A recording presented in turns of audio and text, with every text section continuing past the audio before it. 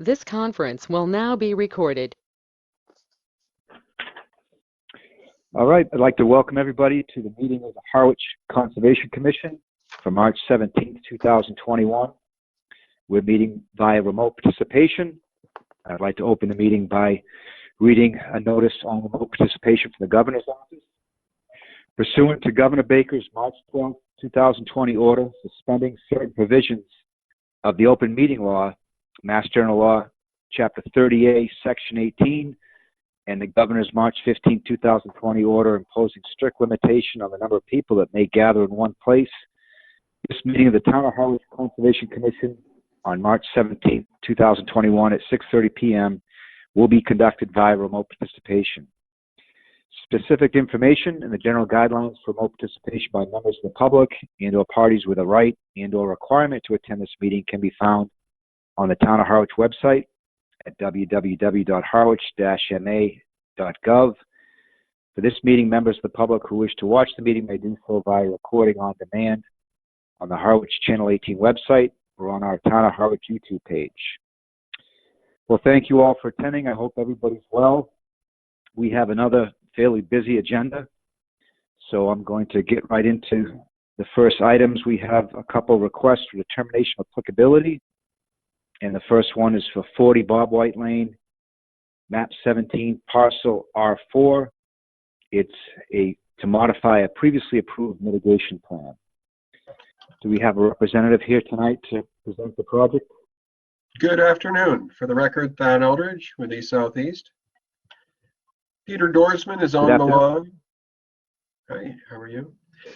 Peter Dorsman is on the line. He's the buyer of the property.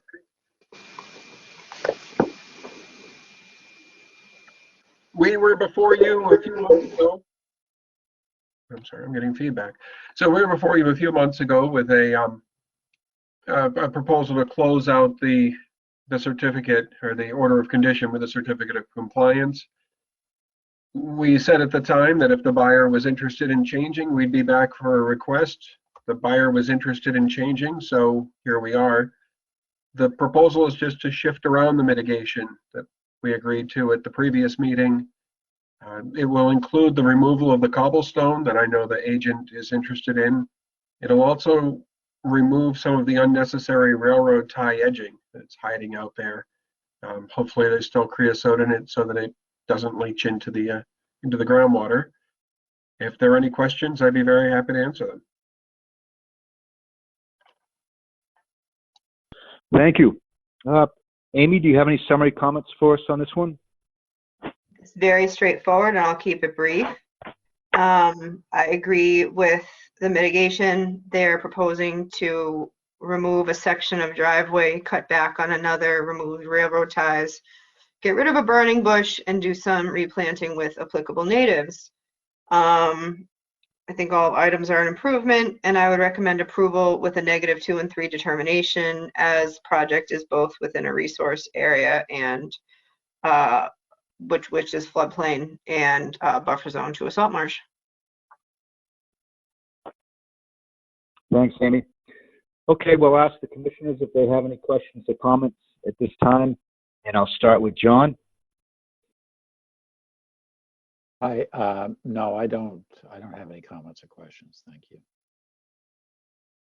All right, let's see who's next. Ernie. Yeah, the only question I have is it's proposed to remove to reduce 130 foot of the originally proposed driveway removal, and it's not shown where would that have been?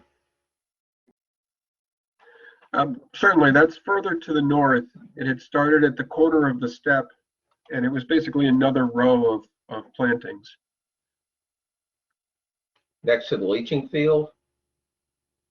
No, it was right beside what's remaining. So the 150 square feet that's out there, there was going to be another row behind that of plants. Okay. And but rather than put that second row in, it's dispersing the mitigation around the property. So I guess my question would be, so there's 130 square feet that you're not going to be removing. Have you made up for that somewhere in the remediation? Yes, we have. We've met the 130 square feet elsewhere on the property. Can you tell me where? So the 120 linear feet of railroad tie edging combined with 50 square feet of proposed beech plums off the deck, combined with 20 square feet of the removal of the burning bush and the planting of a pasture juniper, makes up the 130 square feet. All right. But that's, the 130 was in the 50-foot. So that would be a 3-to-1 mitigation requirement that we would have. But you're telling me it's a 1-to-1. So we're just changing where the 130 square feet, it's all within the 50-foot. So I understand. Well, I understand that, but if you remove 130 square feet of hardscape within the 50-foot, then that requires that you increase the mitigation by 3 times that.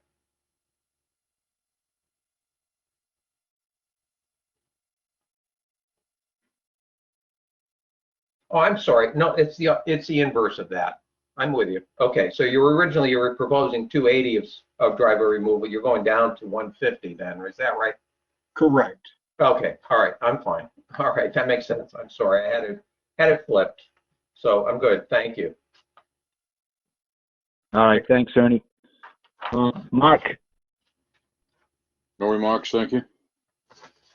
Okay. Stan? No comment. Okay. I also have none, so I'll ask if our councilors wants to make a motion on this now, please. I'll make a motion to approve the RDA for 40 bobwhite lane, to modify the previously approved mitigation with a -2 and 3 determination. I'll second that. All right, could I have a second, please? Second. All right. Did we get a second? I might have missed that. Yeah, I seconded it, Brad. Okay, thanks, Ernie. Sorry about that. Okay, so I'll ask for a vote by roll call. Those in favor say aye. Those opposed say nay, starting with John. John Ketchum, aye. Let's see. Ernie. Aye. Mark. Aye. Stan. Aye. And myself, Brad Chase, aye. So the motion carries 5-0. All right, thank you for your time. Thank you so much. Thank you. Okay. Next on the agenda, we have a request for determination of applicability for 36 Deep Hole Road, map 17, parcel A1-41. It's a proposal to remove trees and invasive vegetation, followed by native plantings. Do we have a representative here tonight for the project? Sean O'Leary here with O'Leary Landscape and Irrigation. Good evening. How are you? If you'd like to briefly describe the project, that'd be great. Yeah, so we propose to eliminate 8 either dead or invasive and 1 that is actually close to the house. We're removing the trees inside of the 100 and replacing with, and as well as the knotweed inside the 50, and then replacing with 5 cedar, 4 cranberry viburnum, and 8 sweet pepper bush. All right, thank you. Do you have any summary comments on this one? Sure. I mean, I think the replacement vegetation in the area of knotweed is good. When I did go out to the site and took a look at some of the trees you flagged, I do agree with the removal. I agree with the removal of the pitch pines. I muted you, Sean, just for a second because I was getting some feedback. So I'll let you comment in a second. So I agree with the removal of the pitch pines, and potentially the oak that's closest to the house. The other oak trees that are a little bit farther back that are flagged, that are still within the 100-foot or within, there's one in the floodplain. I just question why you're removing those. They do appear to be healthy trees, not close to the home. So even though you are proposing to replace with cedars, it takes a long time, obviously, for a tree to get to be a large tree, and these are larger oaks. And again, I'd be probably okay with the removal of the one closer to the house, or at least heavy pruning of it, as well as the removal of the pitch pines, because we all know that they like to blow down in storms. But there's, I think, 2 oaks farther back that I just question the necessity of removal of those.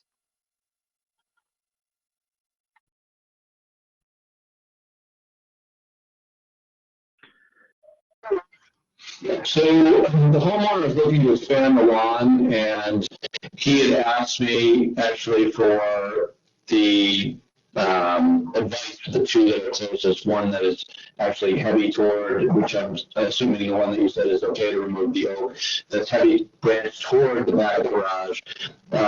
There's another tree, probably about 15 to 20 feet back from that he said that was heavy in lichen, which obviously isn't diseased, but he thought if we were taking the other one, it might be good to clear that. And then the other 2 that I thought were marked were outside the 100 as far as I knew. I know that there was a pitch pine or 2 that were closer to the 50, but he was really requesting them so he could expand the lawn, and he's open to suggestions if you want. Willow plants put in inside outside of the 50 along the perimeter of the lawn, and we're up to different ideas as far as how many or location. He was looking to expand the lawn for his grandchildren. So, so that expanding the lawn, because it's kind of just natural-ish back there. You say expand the lawn, that wasn't in the proposal, and we do have regulations about lawns. What were you proposing to do back there that's within either the floodplain or the 100-foot buffer? On our side, in my landscape plan, we had drawn the existing wood line, and it's kind of like a wavy line, and then he had the proposed new lawn line, which is the dark brown, which for some reason went inside the 50 on that one side, but it shouldn't where the plantings are. He was looking to out where his septic is to make that actual usable lawn instead of the kind of ratty lawn that he has. And then there's a string of about 4-foot pines that were kind of scrub pines that were growing along the backside, which must have come in after the septic was put in. But he kind of wanted to expand that lawn area and actually make it usable. Okay, so our regulations, I'm just asking what the lawn is going to be kind of made of, because we do prohibit turf or sod lawn. We require only native Cape Cod grass seed mix. We do not allow for fertilization or even organic. So if you're, if they just want to have like a little bit better grass back there, it's one thing, but if it's going to be expanding the irrigation system, something that's going to need to be fertilized, those things are kind of against our regulation. And if it's turf or sod. Is that only inside the 50 or 100? Within the 100-foot buffer, as well as the flood zone, which is our jurisdiction. So he was looking to expand the lawn. He's fine with on the right side of the garage. Obviously, it's kind of right in the heat of it, and he doesn't really care as far as whether it's a Cape Cod lawn or drought resistant. He was looking for the backyard to be more of a manicure lawn, like the front. Okay, I'll let the commissioner speak. I could not recommend that. That is against our regulations. Any turf or sod in the 100-foot buffer or floodplain, as well as any fertilization, irrigation, things like that. So I'll let the, I did see the lawn on there, but I didn't see it anywhere else, like on your plan, but I didn't see it anywhere else in the application. So I wasn't sure how we were going to go about doing that. So I would recommend for the trees, the removal of the oak that's closest to the home in the back, as well as the pitch pines, and letting you do the plantings. But the other trees, I would not be in favor of allowing. And I will leave it up to the commissioners. So with an RDA as well, this might be, with the lawn inclusion, this might be more suited for a notice of intent, now that I know that that is a part of it. But I will let the other commissioners, I will defer to the other commissioners for now, to the commissioners. To clarify, there's the trees, the fruit trees that are like diseased and they're covered in lichen on the front next to the garage and driveway, I guess is where it is. There's 4, I think, there's a couple crab apples and there was one cruiser dogwood out behind a little garden there. Are those included in what you want to keep? Again, per your site plan, which I have here as well, those I believe are out. Oh, I see them here. I didn't have too big of an issue with removal of those. But again, you know, the lawn question. I was really just saying that the oaks in the back, that the ones that aren't closest to the house should stay. Okay. So he has Rich and I had him tagged to pull the fruit trees that are messed up on the right side and then replace them with the cedars and the redbud on the closer to the property line by the road. And then with the lawn, the reason why I didn't have it in the application is because that lawn prior to them building was irrigated and actual lawn, so I didn't know that we had to because it was existing. So we took over and met with the project. He had asked us to cut the irrigation off before they raised the house, and there was irrigation along the right side and the backyard, just not as far back as the septic. It's about halfway to the backwood line. Yeah, you're a little broken up. I don't know if it just the mic's too loud or whatnot. I'm having a little bit of issue. But I think we got the gist of it. So, I mean, you have an existing edge of vegetation line on this landscape plan. You know, clearing beyond that, again, would not, would be a different application. If it was more than trees, so you do show a larger lawn area here. But again, I'm gonna defer to the commissioners at this point for their comments, okay? Thank you. Thank you, Amy. All right, let's ask the commissioners for comments and questions, starting with John. Yeah, I guess my first question is just about where the borders of the flood zone are. It's not clearly marked on either of these plans. I've been looking on Oliver, which I think is accurate, but it appears to me that the flood zone takes up pretty much the entire yard behind the house. At least looking on the Oliver map and their zones. So I guess that clarifies for me what's in our jurisdiction, which is everything behind the house, as far as I can see, unless you think it's otherwise. And I guess I agree with Amy. Wherever there was existing lawn, when I was over there today, I did not really take in what looked like it was formerly lawn and what was not. But I guess I would support overseeding the existing lawn, whatever has been there, with a native mix. But it could not be a manicured lawn. I would not support permitting a manicured lawn here. We would not allow any kind of herbicides or pesticides or fertilizer on any of that area in the flood zone or within the 100, which is everything behind the house and most of the stuff to the right of the house. John, just to clarify real quick, the flood zone, it does show on the site plan, not the landscape plan, but it is pretty light. So the far back of the house, like where the actual leach field is, that is actually outside the flood zone and outside the 100-foot buffer because the topography actually goes up back there. There's kind of a dashed line for the back third of the lot that kind of snakes through.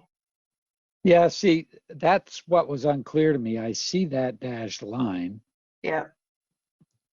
When I look on Oliver, it's all of the back of the lot, and I'm not saying that's authoritative, but It would be based on topography, so a site plan would be what to go by. okay, I just wanted to clarify, that's all. See. thank you. And as far as tree removal, I would support what Amy has to say about that. So thank you. All right, thanks. Ernie? Yeah, I think I'm in agreement with what Amy and John said. The oak nearest to the house, I'm fine with removing that. I'm troubled by the idea of the manicured lawn within the 100. And also, I guess, and the floodplain, which is pretty much all of the back of the house. In addition to which, I think if the irrigation has been taken out, which I assume it has, Sean, I'm not in favor of allowing them to replace the irrigation on this lot, certainly within our jurisdiction. If they want to put it in the front, manicure that, whatever they can want to do, that's fine. That's outside of our jurisdiction. But it looks to be that the entire backyard is, and as a result, I'm not comfortable with any kind of manicured lawn, which means fertilizer, pesticides, and all the other evil things that go along with that within the 100-foot buffer zone, certainly within the floodplain. So that's the bulk of it. So take Amy's comments, add on to that, elimination of the irrigation in the back of the house and on the side of the house, and anything outside of that, I'm fine. So just to clarify, the irrigation system was not.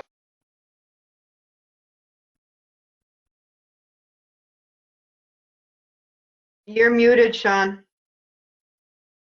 Unmuted, sorry. So just to clarify, the irrigation system was not removed from the back or side. There was existing irrigation that when they elevated the house, the homeowner asked us to cut the backflow off and kind of keep it away from the foundation so they could dig that out. And based on Amy's prior comments, the whole backyard is not inside the floodplain. It's only that right-hand side. So whether they, or not, I'm sorry, the right behind the deck where the left-hand side of the house is outside of the floodplain, where they should be allowed on. I just didn't know what was already there, since it's still existing, prior to us being in, was allowed to stay as far as lawn irrigation go. Okay, thank you. I mean, I'm not sure, I didn't catch everything you said with respect to the area that's outside of the floodplain, but based on the dotted line on the site plan that's here, it looks like it goes to the third farthest maple tree away from the house, just short of the leach field. Certainly the pump chamber is within the irrigation, was within the floodplain. So that entire area, I think, extending over beyond almost to the south side of the house, is within the floodplain, and I would say that cannot be manicured lawn.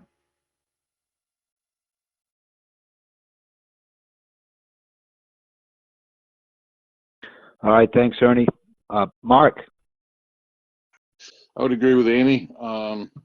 Seems appropriate to me that the grass in the backyard should be removed in its entirety and perhaps replaced with a microclover or something of that nature, something that's not going to require the care. That's all. All right, thanks. Stan? I have nothing to add to, all the comments from Amy and Ernie and John and Mark, so I'm set. All right, thanks. I also have no further comments. Any comments from members of the audience? All right, hearing none. To the representative, are these terms we've discussed acceptable at this point? Yeah, I mean, it's acceptable to a point where we don't have to go by by just a straight clover mix in the back. Anything that's under conscom specification should be fine.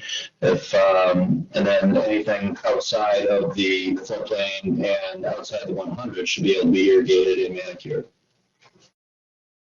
I guess my comment would be that if you had existing irrigation, I have no problem with it necessarily staying, if you have it. And then as I think Stan or somebody said, you could see, or somebody, or Mark, seeding with a micro clover type mix, which has a little bit more of the look that people like, but not with the fertilization requirement. But I wouldn't be in favor of, or I wouldn't suggest expanding the lawn area from what's existing, just basically improving, slice seeding or overseeding the area that is already there. So as far as process goes, you could either do one of two things. If you really wanted to try to push it, you could file a notice of intent. I think you're hearing that may not be, the outcome may not be too favorable to proceed with wanting real manicured type lawn back there. So for with the request for determination of applicability, we can't really deny. We would have to bump it up to a notice of intent. However, the commission could approve certain portions of this project. So they could, my recommendation would be to approve with a -2 and 3 determination to allow you to remove in the trees near the driveway in the front, the pitch pines and the one oak closest to the garage, do the planting, and then you, in the current edge of lawn area, reseed that area a little bit. So that would be my recommendation to the commission, if that is okay with you, suitable for you and your client. My client was unable to make the meeting tonight, but so without speaking for them, I know that he wanted to get those trees out of the way. Obviously, anything outside of the 100 he can take on the far side of the house. Is it possible to do something if we take the second oak and come up with a certain amount of replacement trees that can go outside into the vegetation on the wetland side? I'm sorry, I couldn't catch that. I was just asking if, in addition to the oak that is closest to the garage, if we can take the secondary one, which I think is about 15 feet back, and then make up with mitigation with additional cedars or oaks in the outside of the existing lawn footprint closer to the wetland side. That would be up to the commission. I do think, that's an established tree. It's not in bad health. And it's just hard to, replace a tree of that size because it takes a long time. Not that you would, but I'm just saying it takes a new tree that much longer to get to it. So, I'm really in favor of just removal of trees that are hazards and or invasive. So that's up to the commission if they'll let you remove that other tree and replant with something else.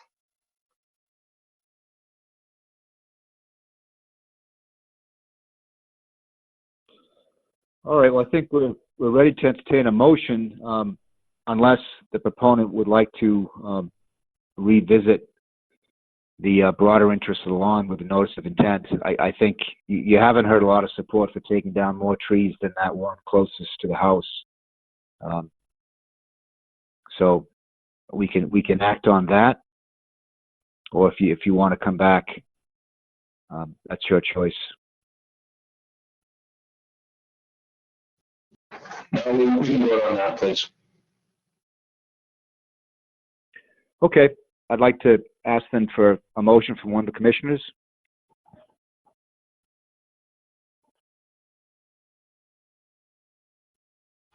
So I would make a motion to approve the RDA for 36 Depot Road with the condition that we permit the removal of one oak tree, which is closest to the house, marked on the site plan, establishment of a micro clover lawn in the back and to the side of the house, and the proposed mitigation that they've submitted. Can I have a second, please? I'll second. Okay, seconded by John. We'll need a roll call vote. All those in favor say aye. Those opposed say nay. Oh. Starting with John. Can I ask a question since you seconded? Sure. So Ernie's motion was to remove the one oak. So are you not counting, they wanted to remove 3 pitch pine farther back, as well as some ornamental trees along the side of the house. Yes, Amy, I thank you for clarifying that. Yeah, I guess what I intended to say was that all of the proposed tree removals that they've submitted, with the exception of the one oak that's farthest away and the third oak that's the third farthest away, not be permitted. All the other ones are fine. Okay, I can go over that with Sean on the site, so. I second the modification. All right, so A question did you have from something to the say? opponent. Yes, I just had a question because inside of your first comment, you had put that it has to, you were asking for the specific clover mix in the back, which it should be up to them whether they want to go with that or a different native species for the lawn area out back. Just want to make sure that the clarification doesn't mean that it has to be that specific native mix. Works for me. Yep, you can work that out with Amy. Okay, so we have a second on the table. All those in favor say aye. Starting with John. John Ketchum, aye. Ernie.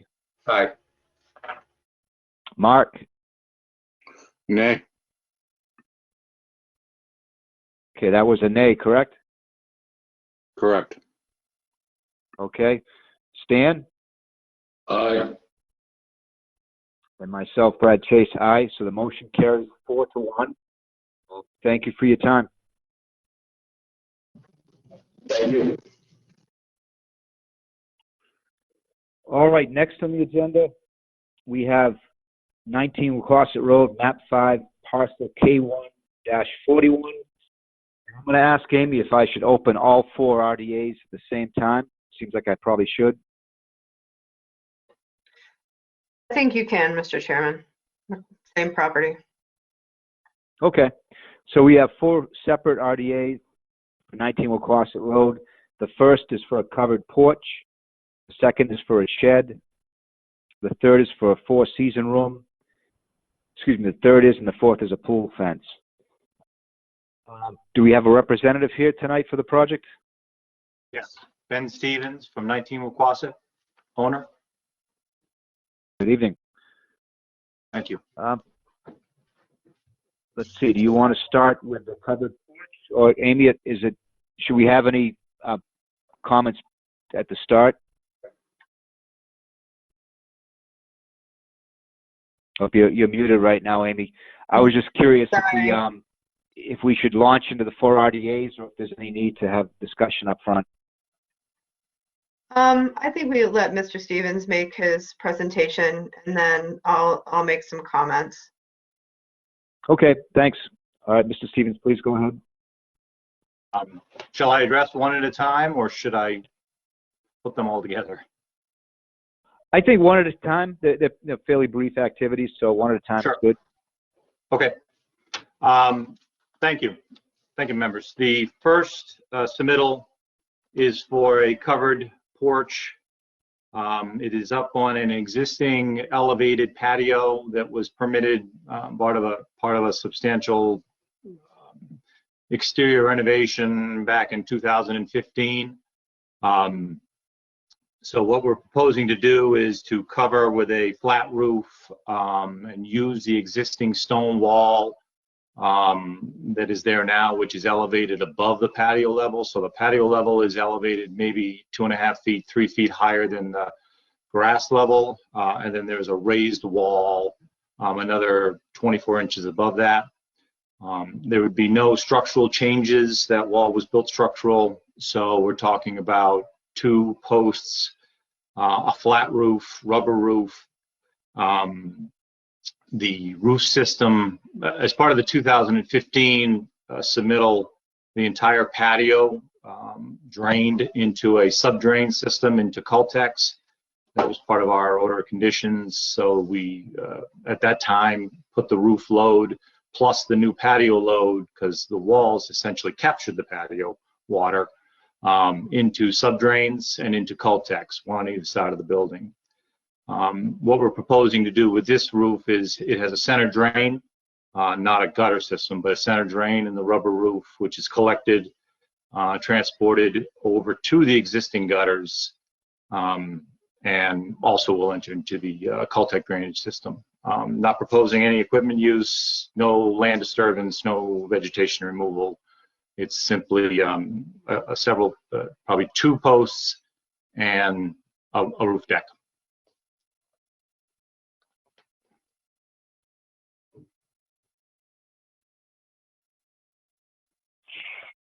All right, thank you. Amy, do you have summary comments for us now?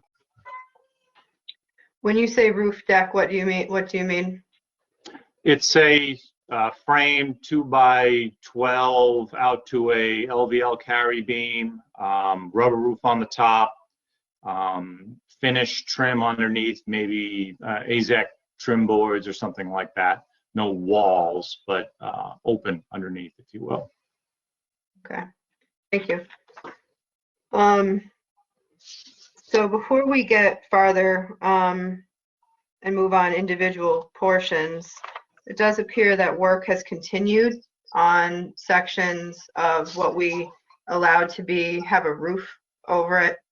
And so my recommendations are that we don't move on we went out to the site again today and saw that work had continued after the last meeting on that, what we allowed to have a roof over a section of patio. So our conditions on the last meeting, sorry, let me open this up, was that the newly roofed section of patio shall not have screens or walls, just new posts for the roof. The roof is to not become living space for the home. So I understand that's why you're here tonight. However, that work has started without permit. And I did bring the building, I looked at your building permit. Your building permit allows for a covered porch. Your conservation permit does not. And I did chat with the building inspector out there, and he said that, that room is on its way to being finished. So at this point, given what I saw this afternoon, I cannot recommend moving on any of the other aspects of the project on the property until this becomes in compliance. That it was fairly clear to me that was not to become closed-in space, and that work has started on doing that without permit from the commission. So. Can I ask, we do have a permit for that room from the commission? You do not. I'm sorry? You do not. You have a permit, I have it right here. You have a permit for a roof over that section of patio. Site plan, we did not approve the architectural drawings. We approved the site plan of that.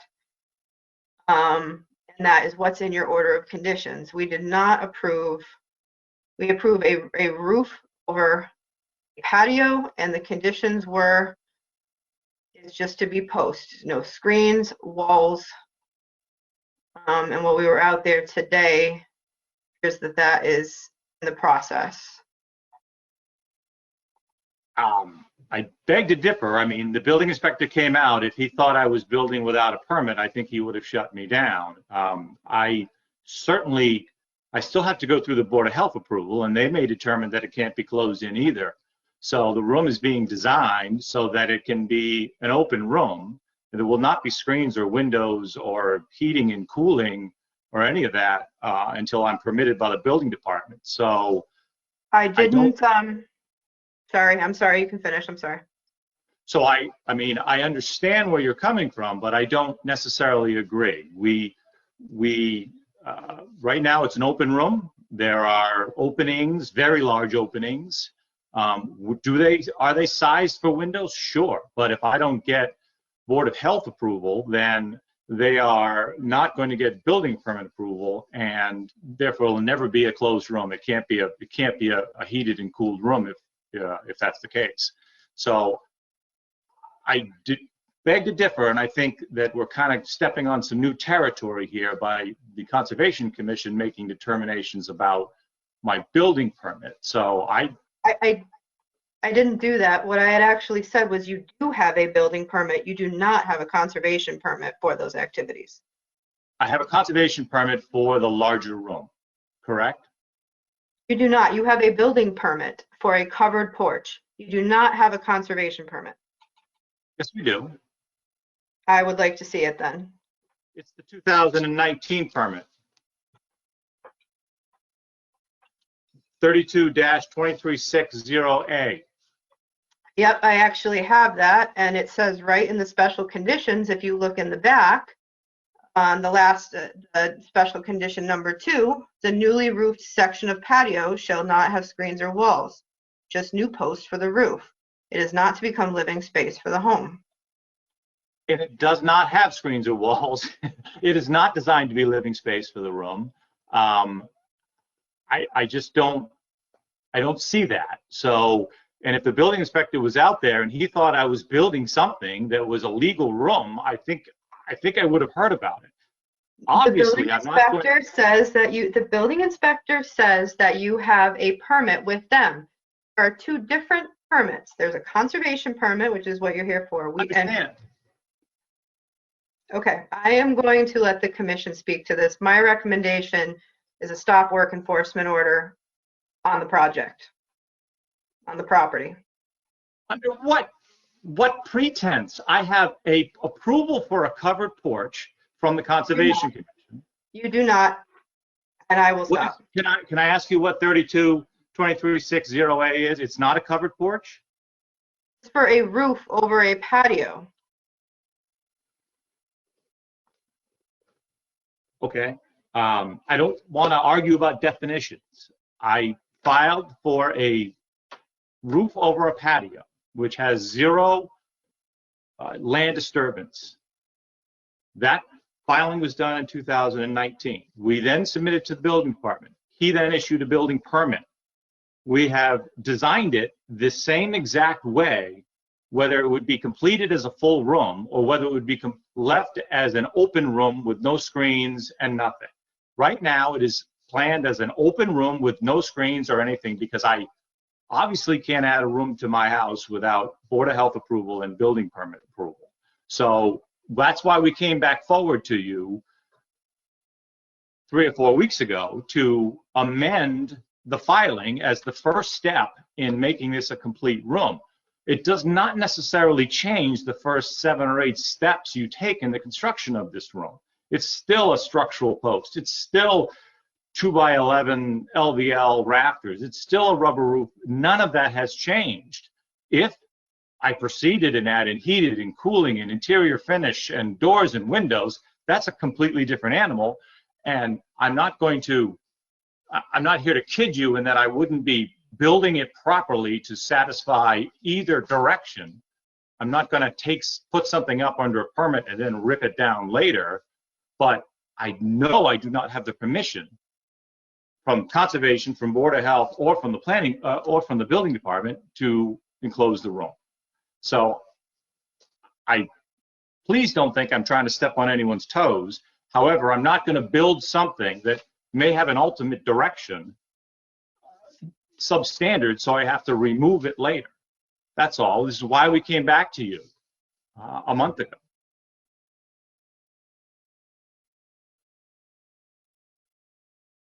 Mr. Chairman, I have no further comments at this time. All right, well, let me ask the commissioners for their impression on this. I think most of the folks were able to look at the structure today or previously. So let me start with John. Yes, I was out at the site today and saw the construction that has taken place, and it's very clear to me that the intention is to close that thing in. And I agree with what Amy's saying, that that's not what the commission had in mind at any point. And I think that the applicant says he needs permission from the health department and the building department, and he does, but he also needs a permit from the Conservation Commission to add a room to his house. And as far as I'm concerned, that's what he's in the process of doing. So I agree with Amy. Stop work order is definitely, at a minimum, that is in order. Thank you. All right, thanks, John. Next, we have Ernie. Yeah. One of your comments at the beginning, Mr. Stevens, was that you're using the existing stone wall, that there are no structural changes to the porch. I'd beg to differ with you. I think when we went out there the first time, that the wall that was there has been raised, so it's not the existing wall, and I certainly support that there are structural changes going on with that particular room that's going on out there. In addition, the original plan that you submitted to us didn't include a roof deck. It's evident from the construction that's there now that you do intend to include a roof deck on that.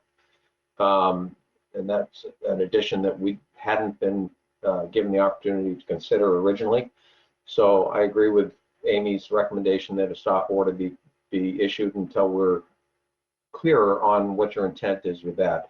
I'm also troubled by the idea that you mentioned that you have sized that to add windows in the future, if at some point it becomes appropriate. But that is far from our intent when we originally issued the order of conditions for the original patio. So once again, it seems like you're taking liberties that were not in the original filing, nor in the original approval that we made for this structure. All right, next is Mark. Yeah, I pretty much agree with what's been said. There's another issue too. The footprint has clearly changed.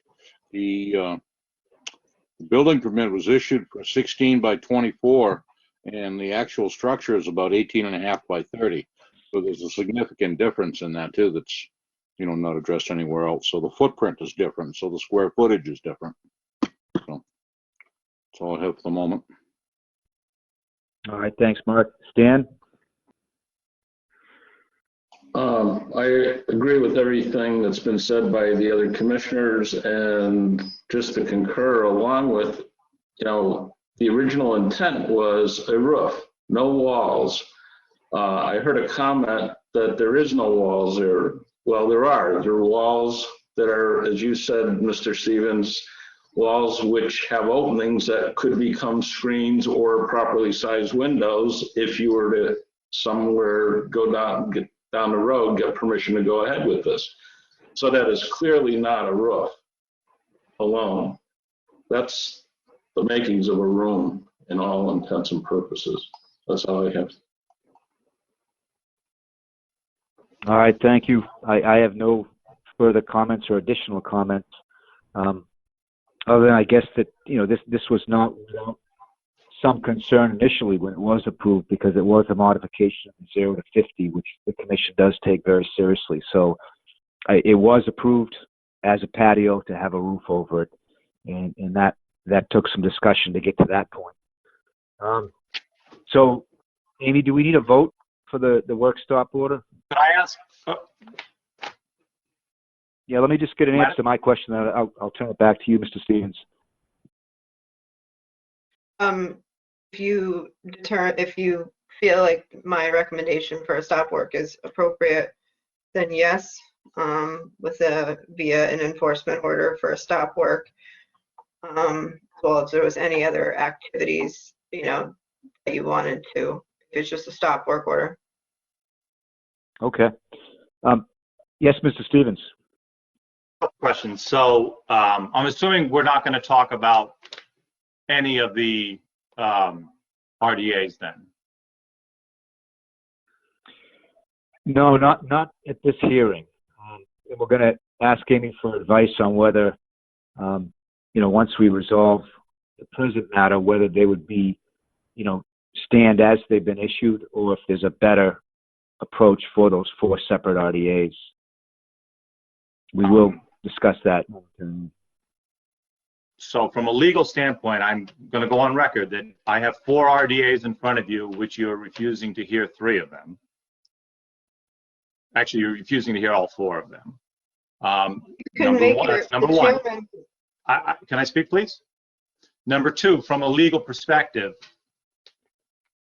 this is all under your local bylaw, so this is all land court issue at this point, because none of these rise to the level of Wetlands Protection Act. And 3, you're making an interpretation and issuing an enforcement order and a stop work order about what I might do. You are, just hear me out. You are basically saying, I am giving you a stop work order because it might become a full season room. And I'm only asking you that there has got to be a resolution, there's got to be a discussion of not just closing the door about where we go from here. Because if you feel you have the legal right to deny me in turning the covered porch into a full season room, I'm happy to talk about that. Because that is a building code and a Board of Health code primary issue. So if we want to talk about the reality of what is on the table here, as opposed to the anger with what you think I might have done, I'm more than willing. You're still welcome to enforcement orders. I understand it completely. That's your position. But as a resident of the town, at least we could do is find out where the commission stands, and if there's a reason why a covered porch is different than a full sunroom, I think I deserve the respect enough to ask that question and actually get an answer. So maybe we can go forward in a proper direction. I would like these things on my home. They do not affect, they have zero environmental impact. There are some mitigation, which I'm happy to do. So I think by punishing me for something you think I might be doing is setting a pretty tough standard going forward for some legal claims that I may have about what's happening here. So I just respectfully ask if we could have a conversation about the difference between a covered porch and a sunroom from an environmental standpoint, and if there's some common ground, at least we can work towards it. Can I first ask you a question? Would you agree that the plan that you had approved for the covered patio is different from what you're moving on now? From an environmental standpoint, no. From a building department, I think if the building department thought it was different, he would have stopped me. There are slight modifications. The size didn't change. The bearing points don't change. The layout doesn't change. The use doesn't change. So there is some differences. There's a railing going on the top. Once again, these are all non-environmental issues. So if you're willing to go down into a land court basis for the sake of for aesthetic issues, usage, whether it's a sunroom or a covered porch, is a Board of Health issue, I think, unless there's something I'm missing. I've read your bylaw 100 times. There's nothing that would change this board's purview on whether it's a covered room, whether it has 1 post, 2 posts, 12 posts, or has handrails. We're talking about erosion, we're talking about sediment, we're talking about disturbance, we're talking about vegetation removal, and we're talking about stormwater management. None of those have changed in any of our applications. So respectfully, tell me why or what needs to be different for this room to be a full season room versus a covered porch.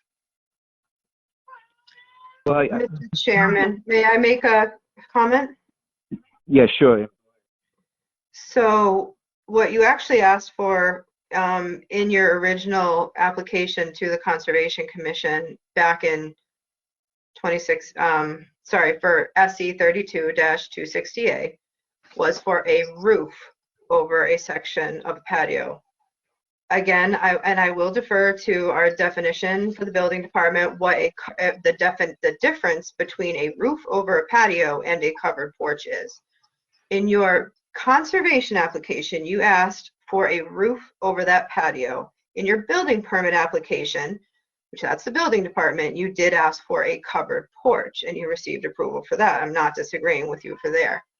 As far as regulations for the Conservation Commission, our regulations read that when citing a new building or addition within the buffer zone or a wetland, the new structure shall be at minimum 60 feet away from the resource area. And it clearly says new building or addition. So that's in the regulations that were voted in 2020. And I would argue that there's a difference between a patio and a sunroom in that respect, that a sunroom is an addition. So, and I would definitely say, Mr. Chairman, that we should, I didn't mean to start this in a way that meant that we shouldn't. I mean, you did open all 4 hearings and that's fine. It was just simply my recommendation that until we have one resolved, this issue resolved, that we not move on the other ones. But it is certainly, if you wish to, you can. So I guess I will stop there. Thank you. Mr. Chairman? Yes, John. I just have a question, which I would like Mr. Stevens to address the statement made by Mr. Coleman that the actual footprint of the actual structure is larger than what was in the approved plan. That confuses me because the footprint is actually slightly smaller. The outside of the wall, of the retaining wall, we brought the room in maybe 6 inches all the way around. So that might be the reference, but I'm not quite sure. There's nothing expanded. It actually probably contracted because it was on the outer edge of the stone wall, but we actually moved it 6 inches all the way around on the 3 sides. And just so I could answer Amy's point, in 2015, this patio was considered a structure. It had to be. It was elevated, so this is essentially a second floor being built on top of a garage. That's what it is, just like Neholden, Ship Avenue, Belmont, Aaron's Way. It's the remodel of a second floor on an existing structure. Because in 2015, this was an existing structure. This was not a landscape feature. This is not a level patio. We had multiple things to deal with in that order of conditions. We retracted our lawn 30%. We rebuilt all of this, and every single thing was a structure. So it is not an addition, and it is not new construction. By definition, it is not either. It is essentially a remodel of a second floor over an existing footprint, or a remodel of a first floor over an existing footprint, from an environmental standpoint, if you will.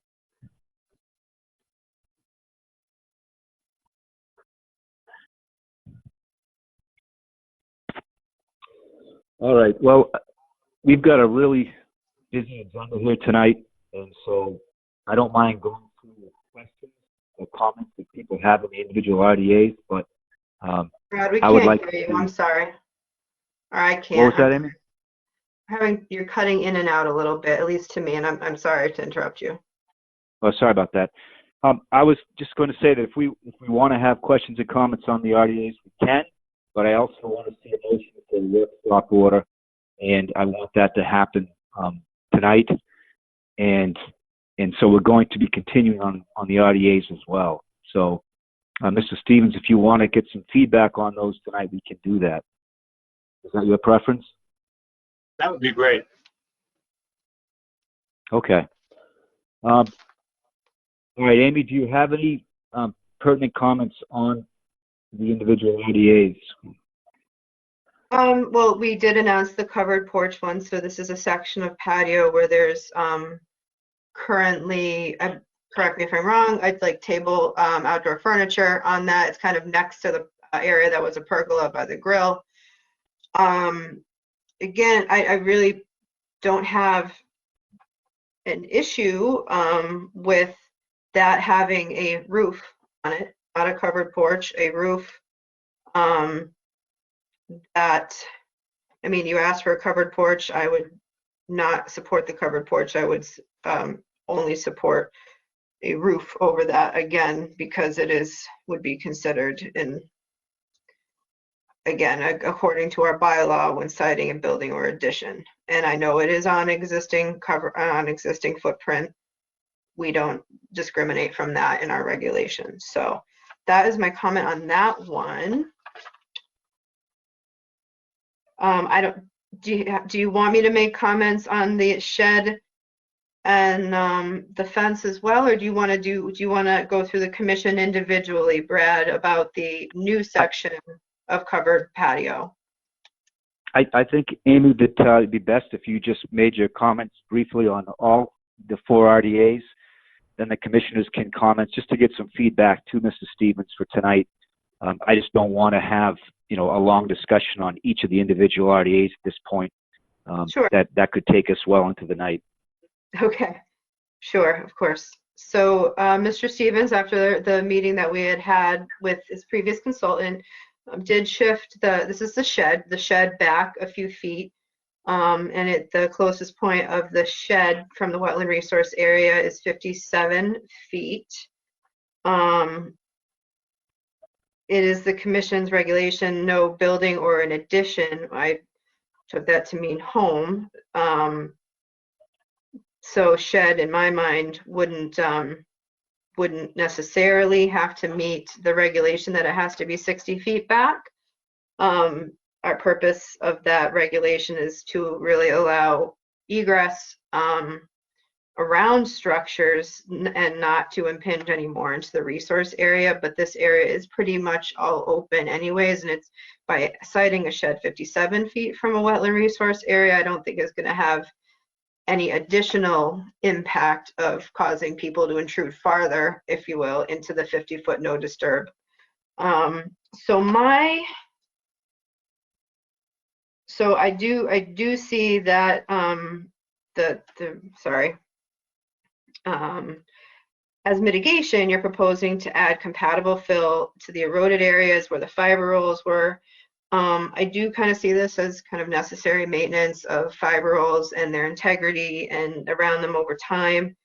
I would suggest that conversion of additional lawn area to native plantings would be a little bit more appropriate for a shed. I don't think the new shed would, again, cause any greater intrusion as long as we could be flexible a little bit on the mitigation for it. And then you know how I feel about the 4-season room. The pool fence, this doesn't meet, from what I understand, does not meet the criteria for a pool fence. It's too short. There was a wire mesh fence previously. It didn't encompass the entire sides and rear of the property. This was there, and there's a new vinyl fence there now without a permit. And I know it would be a new structure within the 0 to 50-foot buffer. It also doesn't meet our regulations for fences, in that it goes right down to the ground.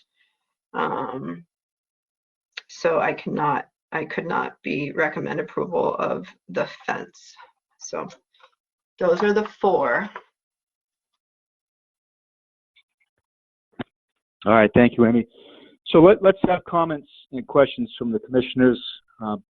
We're going to continue these RDAs tonight, so we can be somewhat brief, but we want to give some guidance back to the proponent. So starting with John. Yeah, okay.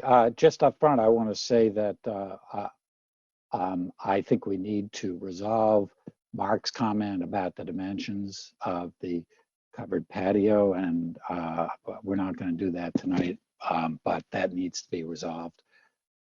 As far as the other items go, I don't have any problem with the other covered porch, except that I don't know why I wouldn't expect to be having another, dealing with another application a year down the line where the applicant is attempting to close that in as well. So I'm not sure what to do about that.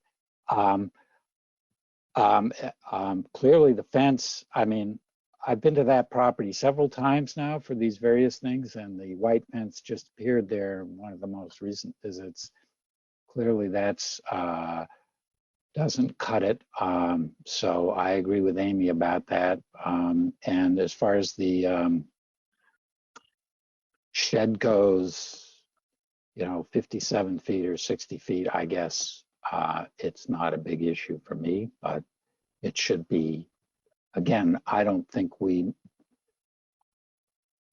should make any determinations about those things until we resolve the primary issue here. Thank you. All right, thanks, John. Ernie.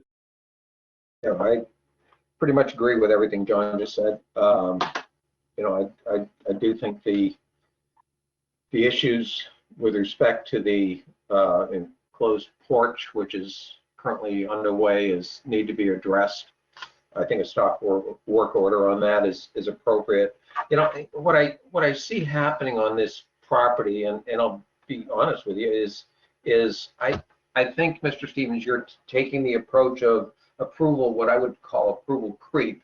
It's kind of like a term we used to use in the securities industry called prospectus creep, but nonetheless, you get approval for something and you take some liberties with it. So we approved a covered porch, and all of a sudden you're putting a roof deck on it. You're expanding the outside dimensions of it. To claim that the fence that you've put up is a pool fence, I think is completely inappropriate.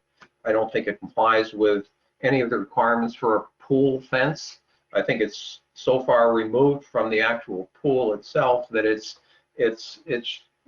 impedes wildlife. It just goes against everything that we would hope to see on that kind of a property, given the resource areas that we're trying to protect there.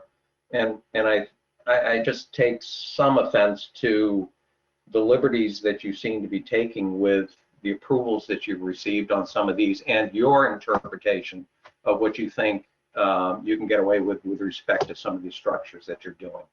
So with that, again, I think the stop work order is appropriate, and I think that going forward with any of the other requests that you've made at this point is unnecessary until we get approval for the ones that we've discussed earlier.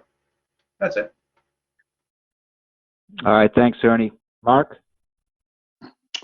Couple things. The fence around the perimeter, there is absolutely no way in the world that's compliant to be a pool fence. If that was, I don't believe it could have been inspected and approved. It's too far out of the realm of what it's supposed to be. Not to mention the location is inappropriate to be considered. Well, I take that back. That wouldn't matter. The location of the fence in relation to being a pool fence in this application isn't going to make any difference. Where it is in relation to any wetland resource is another issue unto itself. But the fact remains that fence is not pool compliant. The fact remains the structure that's in question is, in my mind, significantly larger than what was originally permitted when, and the building permit substantiates that it was set out to be 1624, when you measure it, it's 18.5 by 30. To me, that's a significant difference, obviously, in the footprint. The shed, I have no particular issue with. 3 feet one way or the other, I'm sure is not going to be a life or death matter. And I pretty much agree with Ernie regarding the structure on top. So that's my posture. Thank you. All right, thanks, Mark. Stan? I pretty much agree with what's been said by the other commissioners. I just want to clarify, a couple of the commissioners did refer in talking about this as a covered porch. And it wasn't, it's a roof over the patio. I just want to clarify that because I'm sure the commissioners meant that to be just the roof. The other question I really have is, I thought 2 weeks ago we were discussing this as a notice of intent. And now it's come back to us as 4 RDAs. And I'm not sure why that happened. I think it's considerable work within the wetlands area, so I think it should have been here as a notice of intent, not as RDAs. And it might go along with what Ernie's comments were kind of like environmental creep here. But that's all I have to say. Mr. Stevens, do you have an explanation for why we have 4 RDAs? You cut out a little bit. Could you repeat that? Yeah, sorry. Just asking, following up on Stan's question as to why it's 4 RDAs as opposed to 1 notice of intent. Only because I was, after reading your bylaw, and I'm fairly familiar with the Wetlands Protection Act, none of these rise to level of NOIs under Wetland Protection Act. They don't even rise to the level of RDAs under the Wetland Protection Act because the fence is, we have 7 NOIs right now, even one of them with National Heritage, and all of them demanded fences. So I made the mistake of the fence, not trying to be malicious, but every community I'm in now with order conditions, including National Heritage, demanded the fence to keep the humans out, not to keep the animals from coming in. The fence is being submitted to you. The fence is the only action I took, in my mind, that was not permitted. I am not here to tell you you need to permit this because I need a pool fence. I'm not that foolish. I understand there's wetland implications of fencing. We should look at the fence at the merits of the wetlands protection or lack thereof, not my demand that it somehow be a pool fence. I did get a puppy last year. Every March last year during COVID, he was in that seagrass underneath that mesh fence. It just came a time when I had to bring it in. As I submitted to Amy, I submitted a bunch of photos to kind of show this area a little bit. The fence, by putting the fence in, I took out another 300 square feet of lawn. And I now have my plantings that I put in 2015, in which we used to maintain the seagrass on them. They're now sort of creeping forward, and I'm allowing the seagrass to come 3-4 feet inside the coconut fiber logs. So from a wetland, I'd like to talk about things from a wetland standpoint, not from a permit standpoint, I don't know the definition between a covered porch and a covered patio. I mean, I'm a builder. I built 400 homes. To me, a porch and a covered patio are the same thing. It's either enclosed in part of the house or it's not. And it's either a patio open to the weather or it has a roof. So I never made a distinction between the words covered porch or covered patio. I didn't see anything in your bylaws that gave me a definition of that. So I'm kind of going by the common sense, which is it's either heated, cooled, windows and screens, or, I mean, it could have screens. You could have not heated, not cooled, but screens. I understand that when the conditions were issued in 2019 for my, I'm going to call it a covered porch, let's call it a covered patio, I read the conditions, they were not allowed, which is why in November, I started re-permitting it with Arlene. But because we couldn't get surveyors out there and everything else, we trying to have a reasonable summer and not have construction going on, whether it's for a covered porch or whether it's for a full season room. So we got to March 1st and we sort of, or mid-February, we sort of hit a tipping point. And I said, well, we got to build it as a covered porch. If we get permission in the meantime, then we'll proceed. If we don't, then if and when we get permission, we will proceed then. But we only spend 3 months a year at this place. So we wanted to finish it up before June. So with all due respect, if the other covered porch is covered patio, let's call it, is fine, nothing's going to change the next meeting I come to unless you guys tell me a way to move forward. Is there something different that needs to be in this 4 season? You can put a stop work order on it, but it's not going to change anything.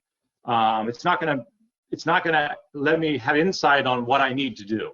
Is there something I need to do different with the fence? Is it because the fence doesn't look the way it should, or is it too tall, or is it too short, or is it too close to or is it just not allowed at all? The more direction I can have, I'm going blind here because every other commission would have loved that fence. So tell me why you don't like it, or if there's a reason that I can get that fence permitted, okay? If not, then I'll pull the fence. But you have a full agenda, but I'm not going away, so you're going to keep having a full agenda. We might as well start knocking off some of these things. And if you think we still have an open NOI for the covered porch, the 4-season room, but we got scheduled out because I think Arlene's scheduled into April. We could leave that meeting on to talk about the 4-season room more, but I would still need some direction from a wetland standpoint. And I need to correct Member Coleman. This is smaller. Not the footprint of my patio has not changed. It has always been 28 by 17. So I don't know what you're referring to when you say it's gotten bigger. It's gotten smaller. Those walls you see, if anyone went there, have been there since 2015. Yes, we took the cap off because the cap, we've got some wind load issues, and if you adhere to the cap, you're going to basically pop the cap off on a strong wind. So you may not like me, you may not like my direction, but you have obligations under your bylaw to adhere my 4 RDAs. Tell me what, from a wetland standpoint, not pool safety, not the color of my fence, not because you don't like me.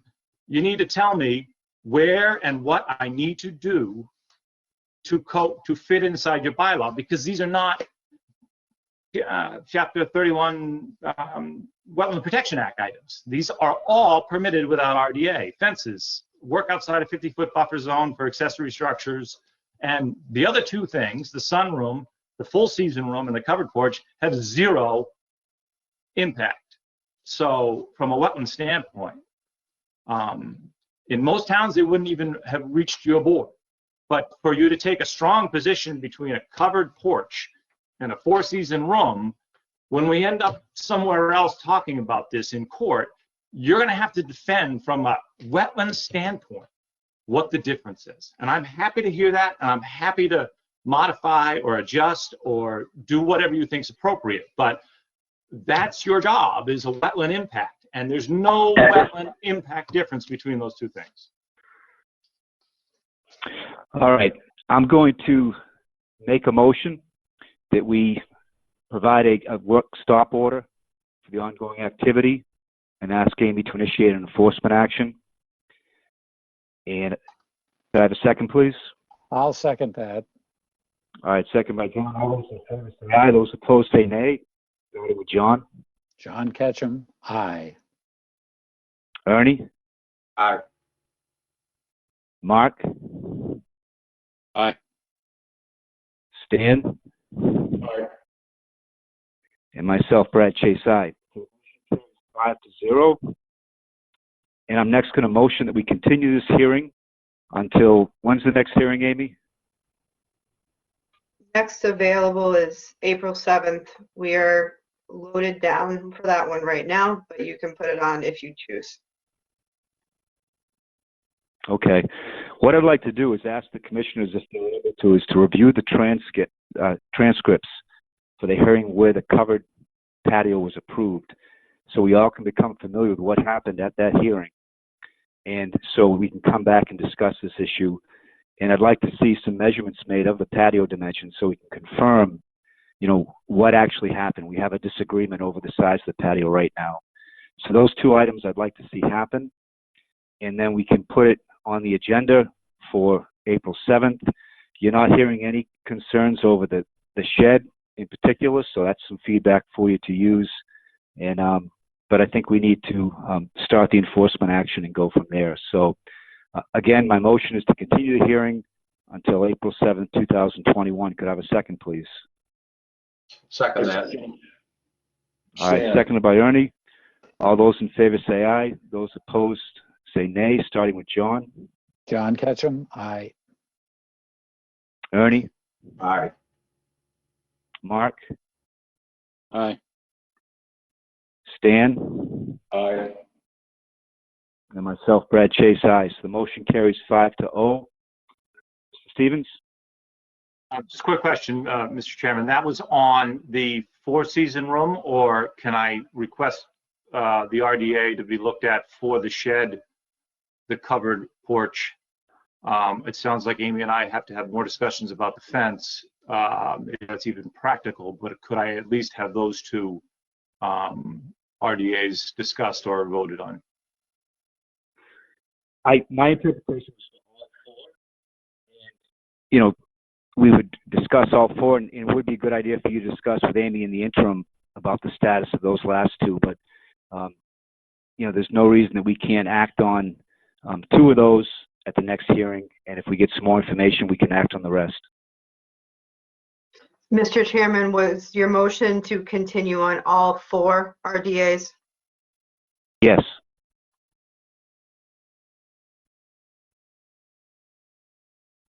And Amy, is it appropriate to ask Mr. Stevens to discuss with you any potential to change those filings, you know, if they needed to be filed as something else?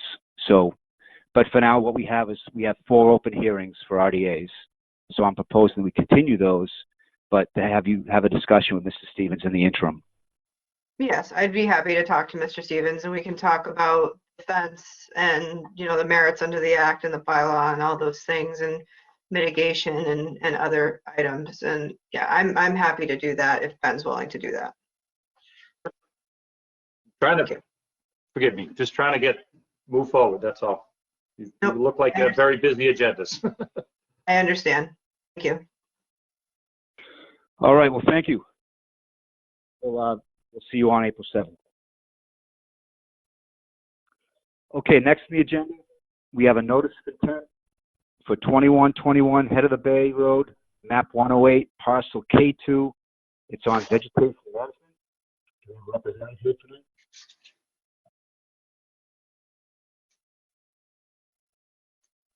Brad, you keep cutting out. Can't hear what you're saying. Oh, I'm sorry. How's it now, John? Yeah, it's fine. That last thing you said, I could hear very clear. All right, I'm sorry about that. No, I asked for a representative to present the project for 2121 Bayview Road.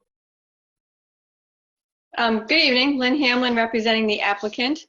I'm here with Keith Johnson, he's the contractor, and I believe the applicants, the Murrays are here too. I think they're on I don't know where they are, but I think they're here. This project hopefully will make you happy. It's for restoration of native areas. We've broken it into 3 sections. There's another section, a 4th section. But it's broken into 3 phases primarily. The first phase is to deal with the erosion on the coastal bank as it is most proximate to the dwelling. And I'm kind of skipping things. The resource areas, they're obvious. If you want me to go back, I'm just trying to catch up for some time for you. Just let me know. The The bank in front of the house is heavily vegetated with invasive species, and I'm sure you know invasive species look lush because of the leaves, but in actuality they have very poor root systems, and they don't allow for soil binding. So we're proposing to start from the stairway and go to the double oaks that are on the bank, which takes you right beyond the house, and replace that invasive material with native material. And I have it all specced out both in the narrative and on the plan, so I'm not going to read it to you unless you want me to go back and be more detailed. But in general, that's going to be all removed mechanically. There's no herbicides proposed with this project. They'll seed it with a coastal seed mix. We will, actually Keith will, I'm not going to do anything, put an erosion control blanket over it in the spring, and then in the fall we'll come back and put in some woody material. What this will do is it will improve the performance standards of the, improve the interests of the coastal bank. It will increase wildlife habitat opportunities.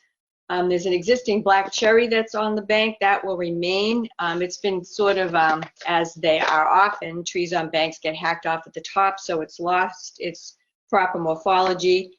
That will be pruned to 2 liters. There's the 2 oaks will remain there to be pruned for both their health and so they're not a danger to the structure. There's a dead trunk on one of the oaks that will remain as a perching site because we saw things perching on it when we were there. And the Rosa rugosa that's on the bank will remain. It's not native, but it's a nice coastal species, so we're leaving that there. The second phase is at the discharge of the Berry Culvert. If you were there, anytime I'm imagining it during the tide cycle, you could have seen that. But that culvert discharges water from the wetlands across Route 28. And it's causing erosion. So the Murrays are proposing to mitigate for that erosion by planting marsh species there. We're really limited on what we can use because the area is inundated twice a day with high tide. So that's the second phase of the project. The third phase starts where we ended at the 2 oaks and goes to the northern property line. The bank is more stable there. It's further away from the house. There's a lot more native vegetation in the area, albeit being impacted by the invasive material. So that area will be hand removed, all mechanical removal. Some of it will be done with a small excavator as necessary. There's a lot of vine climbing into the trees that will be cut at the base, allowed to die back, and then gently pulled from the trees. Where the areas are opened up, it'll be seeded, again planted with the native species specified on the plan. There's an area that's open next to the driveway as part of this part of the project that will extend the bearberry that was planted as part of the replanting for the septic system and augment that with sweet fern, low bush blueberry, and wavy hairgrass, hairy wavegrass, okay, and some beech heather. The fourth part of the project is not native restoration. It is replacing the vegetation that was removed when the town did some work on the street. If you were there, it's they're right on top of Route 28, and it's really busy there. And vegetation is a wonderful buffer for lights and noise and activity. So what we're proposing to put back there, or put there, are some Leland cypress because they do the job of buffering and quickly. So that's just behind the shed, as close to Route 28 as we can get it and stay on their property. And then we'll put some native shrubs in front of it to try to give some height and increase the buffering of the vegetation. So I'm going to try to catch you up a little bit and just answer questions if you have them. All right, thank you. Amy, do you have any summary comments for us? You know, if other than draining from the wetlands across the street, is there any drain or stormwater from Route 28 going through that pipe? I know there is not. Okay. It's simply draining from, I got this information from Cape Cod Mosquito Control. And I also stuck my butt in the road to look down the catch basin that's there. And it's coming from the wetland across the street. And I gave you the map that was provided, the diagram that Cape Cod Mosquito Control gave me. Oh, thank you. Okay, so the one question that I've heard from commissioners from or comment is that are we sure that planting of native species at the outflow of that pipe is that going to hold? I mean, or is the flow great enough that that vegetation is really unlikely to take? Clearly, you think that it will. We just obviously want to make sure it does. Well, it's taken away it's not such a problem that their bank's going to erode and the house is going to fall into the water. It's not that drastic an erosion problem. I think it should be addressed now so it doesn't spread laterally. Yeah, I think it will work. I mean, Keith just asking if the plants will make it there or if the flow is so great that they won't have a chance. We're planting up gradient of where the pipe discharges to. Okay. So they should be fine. Okay, thank you. Other than that, I really don't have any questions. I do wish, all the invasives that you're proposing to remove could be done at the same time because it's just less of a chance of, the invasive from the area that you're not doing spreading into the area that you've already done. So I'm in favor of this project. I would just like to, if the owner's on the line or we can put it in the conditions, it would be really great if they could be done at the same time, those two phases for the invasives on the bank. And I have no issues with the Lelands kind of up on near the street. I think that's an okay place for them and to act as screening, and it's not that close to the resource area. And you did mention in your request that this potentially be used as mitigation for something in the future, and because you asked for it, I'm going to address it, that it would be my recommendation that it's not, that would be a separate activity unless they know what they want to do and right now and you want to add on to your application. But not knowing what that is and when it could be, I can't recommend that. We also don't have a DEP number yet, at least not that I saw. So we can't close this tonight, unfortunately, and it is seemingly a pretty easy one, so that's unfortunate. If I could just address the mitigation, I wasn't expecting, they do have banking mitigation. I wasn't expecting you to hold aside 4,500 square feet of work. It's just a shame when somebody takes this upon themselves at the expense that it will cost, and which is why it's divided into phases. But they'll be done quickly. It's not like one's going to sit for years. It's like seasons. It's just, I think it's a shame that, you go 5 years down the road, you want a little shed, and nothing, you don't get credit for just a recent activity. So I didn't know if there was a way to just acknowledge it casually in a condition, or I didn't know if there was something short of, using it for specific mitigation, if the commission could do that. I don't even know how you would word that, but I was just looking for them to be recognized for doing this work. We can certainly, this is definitely a big improvement, which we do appreciate. I just don't know how to quantify that, if you will, in terms of future projects. So.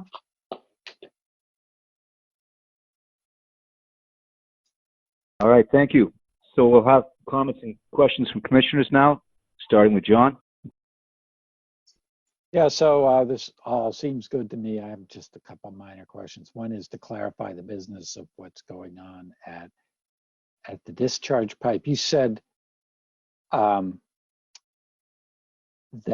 the planting you're doing is up elevation from the discharge pipe. I was picturing it, and I don't know if that was based on anything you actually wrote, that you were proposing to plant in the channel that goes seaward from the discharge pipe, but I interpreted what you just said as where you're planting is landward from the discharge pipe. Which is it? It's upgrade. It will connect the marsh edge where it's open, so it will connect across the marsh edge at the Okay. upper marsh, not into the channel. Yeah, okay, all right, okay, so I was just picturing it wrong. And just another simple question is, the one thing I got hung up in your description of the invasives you're removing is the raspberry, and I'm just wondering why that needs to be removed since it's a native. The Allegheny blackberry. I'm sorry, yes, the Allegheny blackberry, it's not a raspberry, yes. It's really an invasive and aggressive plant and will crawl all over everything and smother other things. It's native, but it's like grape. It's in that kind of category where it's a native, but it just dominates the other natives to the point of exclusion. So you're afraid it will crowd out other things you're planting, is that what you're saying? It already is crowding out things. It's a native, but it's not a nice native. Okay, thank you. That's all I have. All right, thanks. Ernie? I have really no comments. I think this is a great proposal that you're doing here, Lynn. You know, I hear what Amy said as far as applying this toward future projects that they may want to do. And my only advice is that keep a record of the fact that you've asked for it. And if you do future projects on this lot, I would say bring this up. I would be willing to entertain applying this as mitigation, but I know we can't formally approve it at this point in time. But that's all. Thank you. All right, next is Mark. Overall, I think the project's very significant. Glad to see it. And I agree with Ernie as well. Thank you. All right, Stan. No additional comments, Brett. All right, thanks. I have a question on the single row of plantings that are go along the bank there. I understand it's not a mitigation feature, so everybody's pretty happy that this is being done this way. Is there any potential, or is there any benefit to doubling sections so you could create more wildlife habitat by having a thicker area of bush? Is that something that's possible? I'm missing a little bit of what Brad's asking me. Is he telling me to double up the hedgerow? Just asking if that's a potential. One of the interests here is to increase wildlife habitat. And so are there any sections where you could double up that row to improve wildlife habitat? The row of hedges at the top. You cut out, Brad. I'm sorry. I just didn't get the whole question. Yeah, I'm sorry. Can you hear me now? I can. Yes, I can. Okay. Yeah, so there's a single row of plantings. And so in the interest of improving wildlife habitat, I'm just interested if there's any potential to double up the row at any point just to provide more wildlife habitat. I think that the row you're looking at is the existing privet. I think that's what you're looking at. And that's going to remain because, well, the Murrays also will plan on renting this out. And the privet really acts as a deterrent for people using the house to clamber down the bank to get to the water. And from people driving off the edge of the bank coming down the driveway. And actually, your seed and your ground cover will provide a more stable soil binding mechanism than a shrub will. So I don't believe you get benefit by doubling up a shrub row. I think that seeding it heavily and then interspersing the shrubs in a more natural clustered arrangement is a better idea for both habitat and stabilization. Okay, I thought there was an entire row of native shrubs planted along the bank. That's what I interpreted from the plans. Am I wrong about that? I think so. Okay. So looking 5 years down the road, what's this going to look like? Right now you've got some invasive plants, you've got some different types of plants there. What is it going to be? Mainly grass? How's it going to look 5 years from now? No, it's good. It's going to be beautiful. It's going to be a heavily vegetated bank with a ground. Well, it's not just grass. It's lots of things going into the bank with a natural looking random arrangement of shrubs on it. You're going to look at it. It's going to look like a lush coastal vegetated area. It's going to look beautiful. Hope so. All right. Thanks. And in terms of mitigation, I just really don't favor considering invasive plant removal as mitigation. That's just my personal preference. So I view that as a property owner's interest to improve their landscaping, their property. So I wouldn't favor banking the mitigation, under any condition. So that said, any comments from members of the audience? All right, seeing none. Amy, we can't vote tonight because we don't have a number, right? Right, unfortunately, just in case they throw a wrench in things, which they shouldn't. Right. But, I mean, this one should be almost, it sounds like this one will be almost a formality at the next meeting. So if you wanted to put it on for the next meeting, even though we're jammed, I think this will take all of a couple minutes, hopefully. I won't even say anything. You can just open it and approve it and move on. Yeah, I can even draft orders if we're prepping for things, but yeah, we can't vote tonight. So I continue to Okay.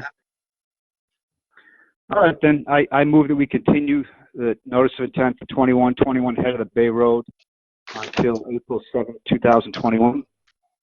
I second it. All right, seconded by Stan. All those in favor say aye, starting with John. John Ketchum, aye. Ernie. Aye. Mark. Aye. Stan. Aye. And myself, Brad Chase, aye. The motion carries 5-0. All right, thank you. We'll see you on April 7th. Thank you. Happy St. Patrick's Day. That's right, it is. Okay.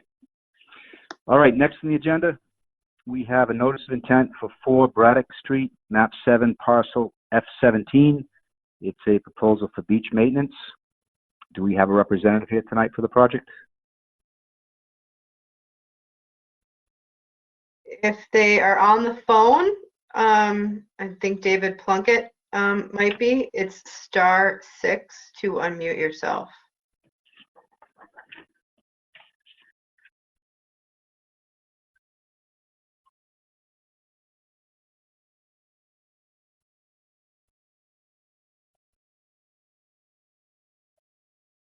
Again, it's *6 if you're on the phone to unmute yourself. We did have email back and forth today. I had mentioned that we don't have a DEP number. I didn't say we wouldn't hear it. I just said we weren't going to be voting on it tonight. So just give them, you want to continue it, Mr. Chairman, maybe till later in the meeting and just check back in? Yeah, we can do that. Let's just hold it and then, yeah. Okay. And how tough is April 7th looking? I mean, are we just moving things on to a difficult meeting? Very difficult. Yeah. Couple of docks, 5C Street extension. I would not move anything else April 7th. Okay. Including this. All right, well, let's come back to this one. We'll ask come a back, couple yeah. hearings from now to see if anybody jumps on. Yeah, and I'll check my email, and I'll click over to my email and see if they're having any issues, if they maybe emailed me. So David or Greg, if you are listening and having issues, please send me an email. I'll check that. All right, thanks, Amy. And so we'll hold that for now. We'll move on to a notice of intent for 4 Eastern Avenue, map 6, parcel G3-8, to remove an existing house, deck, and septic, and construct a new house with patio landscaping and septic system. Do we have a proponent here tonight? Yeah, this is 4 Eastern Ave, Brad. Is this the? Yes. Okay. Yes, Dan Caroto from Moran Engineering, and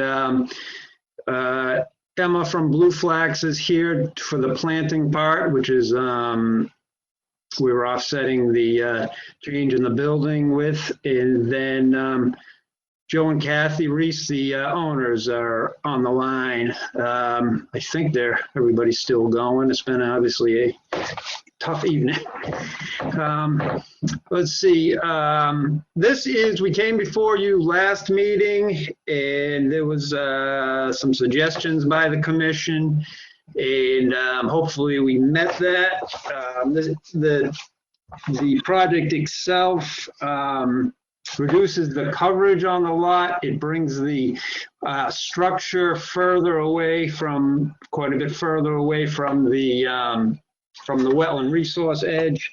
It's changing the lawn to a native species lawn, reducing the lawn to putting a line of native bushes on the actual coastal bank, which is an armored bank with riprap, and updating the septic to a nitrogen treatment septic. It's a small lot, so there's a lot on the lot, put it that way. But Emma will speak about the plants, I believe. But as for the changes, we pulled the house back, made it one foot further away from everything, and then what we did, the regulations, as far as I know, don't strictly require mitigation because the structure is getting less than the 50, but because it's house instead of deck, we took the number that was going to be the increase in house and did it as if it was a new structure, as in 3 times that, and then that's what Emma's crew met for the mitigation. But I think overall it's environmentally it's a big improvement, and for the owners it's a big improvement for what they're looking for their house. With that, I will ask Emma if she's available. Hi, yes, this is Emma with Blue Flax. Can you hear me okay? Yes. Okay, this is Emma with Blue Flax Design. I'll just briefly go over the changes that we made to our planting plan.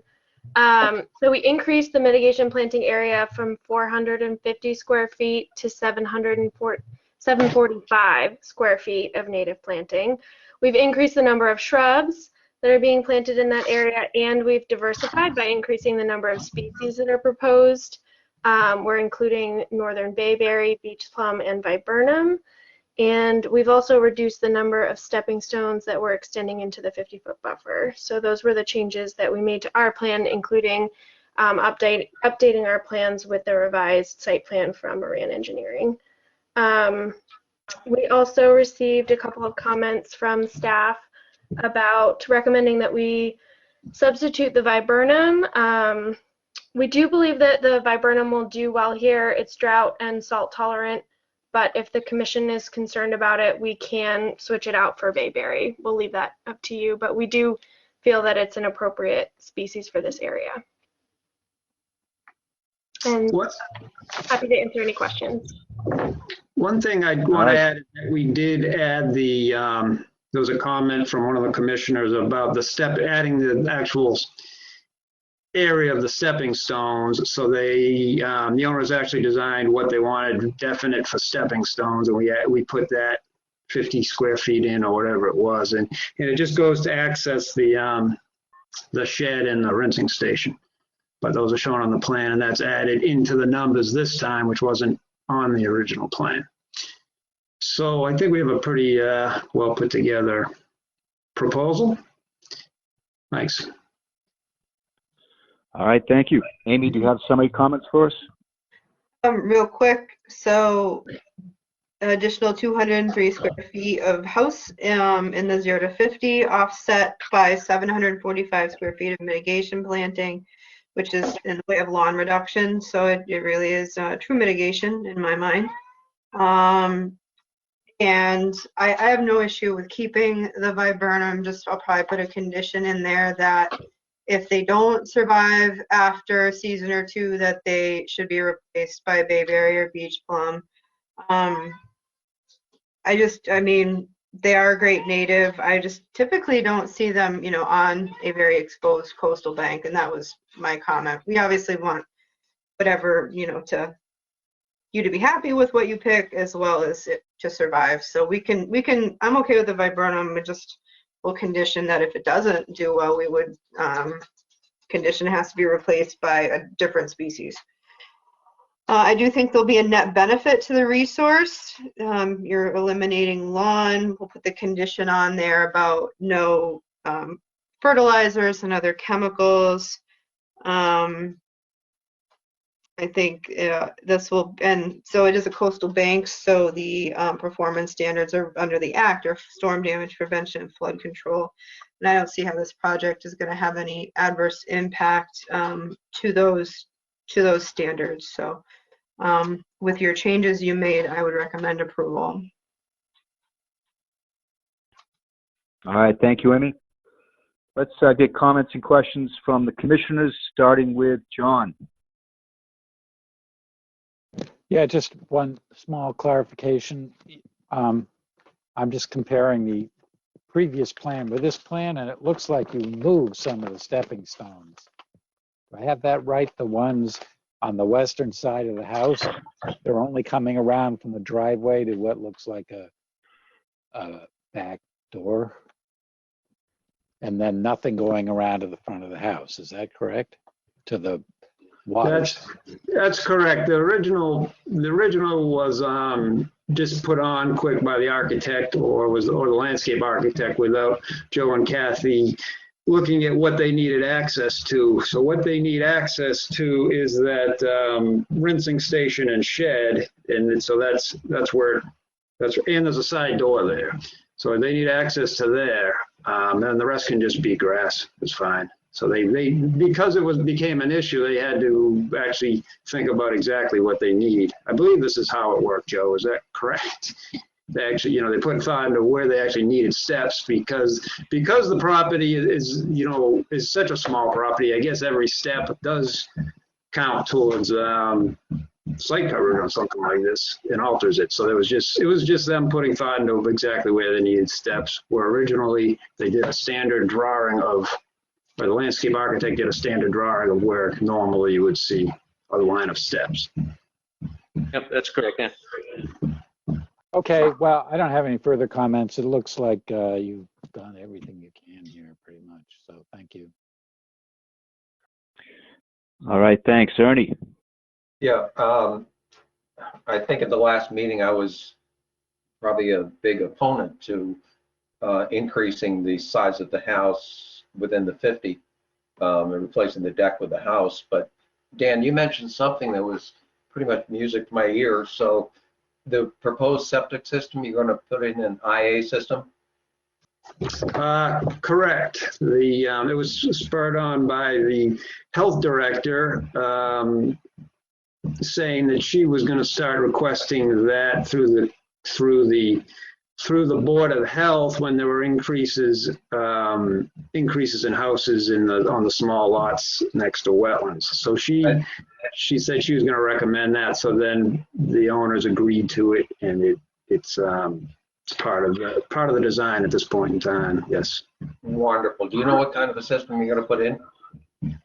I think we're going to go with what's called a single air. It's in that first tank, and then it goes to a recirculation pump, which would be in that the second tank would not only pump to the leaching system, pressure dose at the leach system, but has a recirculation pump. So you end up with you need to recirculate, you aerate, basically turning your nitrogen into nitrate and nitrite, then you recirculate it back, and that's when it gets back to the food source into anaerobic, and that's when it can turn into a nitrogen gas, and it goes out to your roof vent.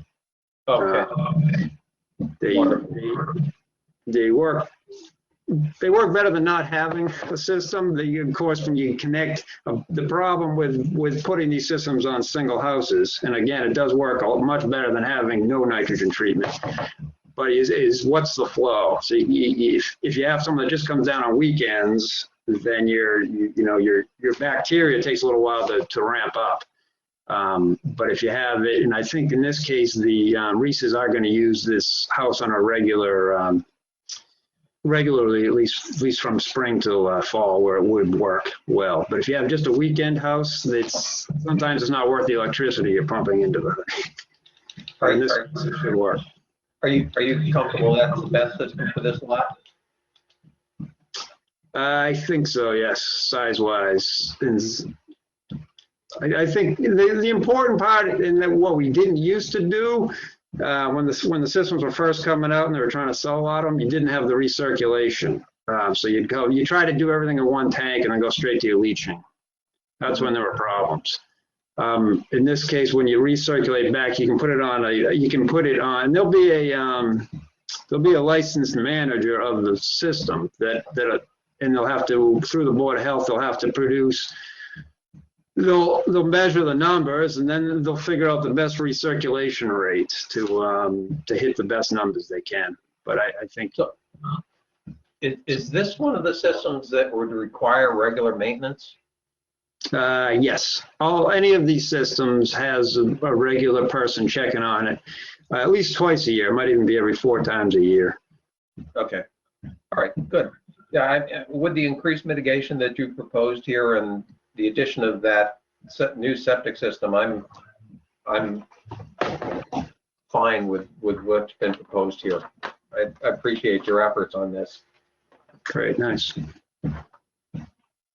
All right, thanks, Ernie. Mark? Agree with Ernie. No further remarks. Thank you. Stan? Dan, just a quick question. You made some changes from the last design where you moved things around. So what was the change in square footage? Of the house itself, it was about 53 square feet. So it was just pulling the whole house back 1 foot away from the bank and the floodplain line. Other than that, and then it was removing the stepping stones, which I hadn't counted in the first one anyway. So it wasn't a huge reduction, but again, it's such a small lot, it's hard to, every little bit counts, I think. Okay, I don't have any further questions. All right, thanks, Dan. So for me, I think I really appreciate all the changes that have been put forth and all the efforts been made to mitigate and reduce things. However, I remain concerned about the concept of having a tear down rebuild where the house actually moves closer to the resource area. So I think this is probably as marginal a case as you're going to find because the house lot is so limited and you folks have really done everything that you can. But it remains a concern of mine in town. It seems like we're constantly struggling with this concept of having encroachment in the 0 to 50 with these rebuilds. So those are my comments, but I thank you for all your efforts. And I'll ask if there's any comments from members of the audience now. I would just, hearing none. This is, thank you, Chairman. This is Joe Reese, and Kathy's here too. We just want to thank you. This is a long night, I know, and you guys are dedicated to our town. We appreciate that. And thanks for the comments you had. I said last time, we do care about the environment. We're trying to do the right thing and still end up with a home that we can enjoy. So thank you for your time on our behalf, and thank you, Dan and Emma. All right, thank you. So I'll ask for a motion from one of the commissioners now.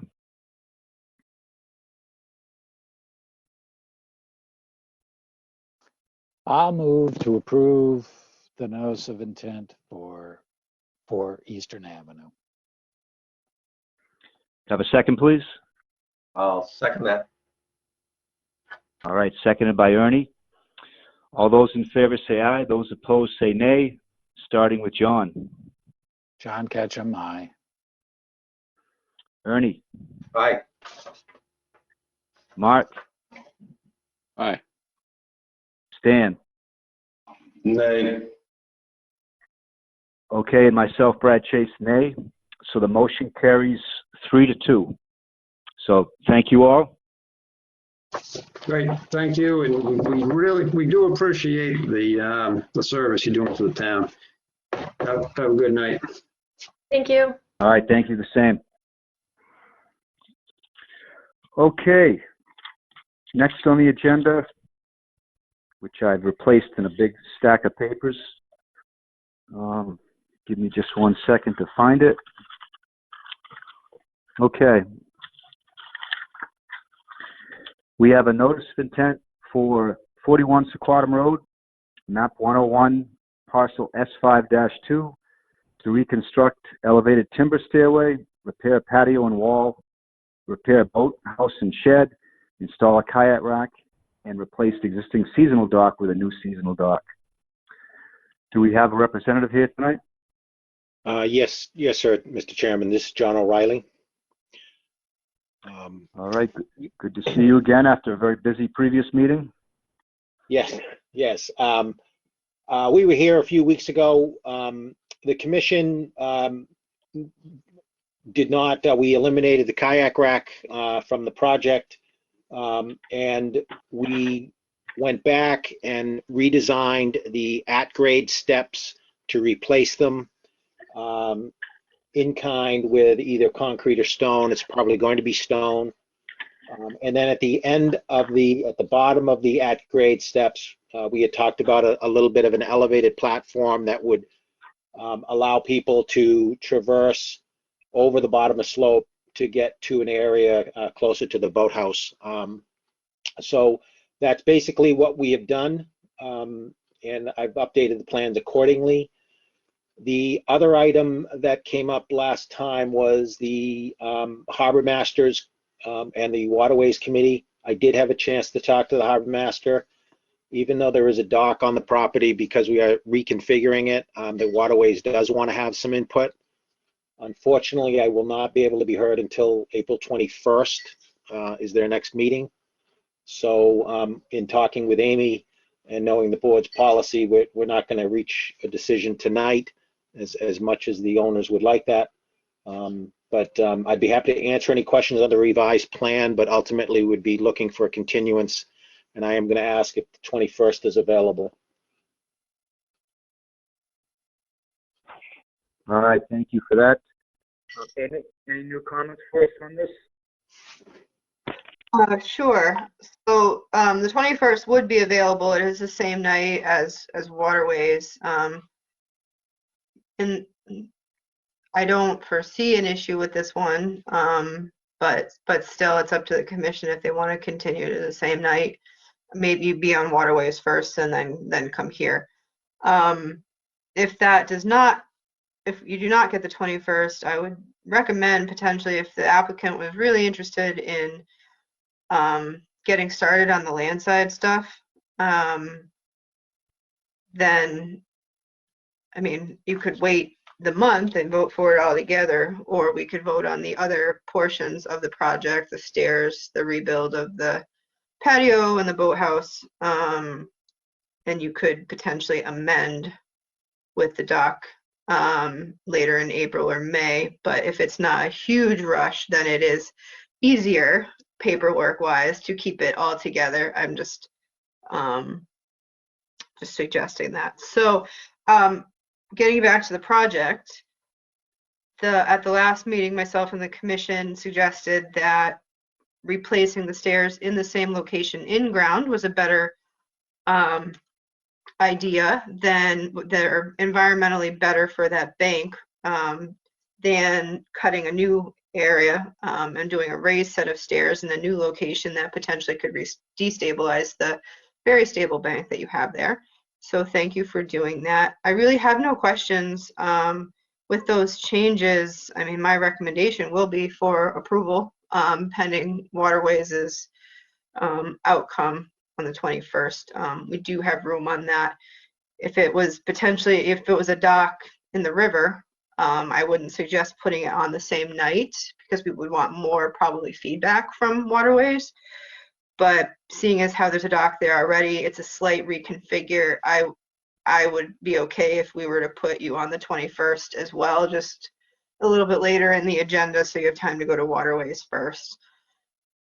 And with that, I will pass it along. All right, thanks, Amy. Mr. O'Reilly, any thoughts on what Amy just proposed? The way your current meeting agendas are running, I would like to see if I could get on the end of your meeting on the 21st, and hopefully, since I'm the first to file, I think I'm the first to file for the 21st, so I should be relatively early on that waterways hearing. So if you would afford me the just to wait till the 21st, I'd rather just wait for all of it and then be in a position just for one order and not cause extra paperwork and extra recording. Unless the owner is on the line. *6 if the owner is on the line and wants to speak.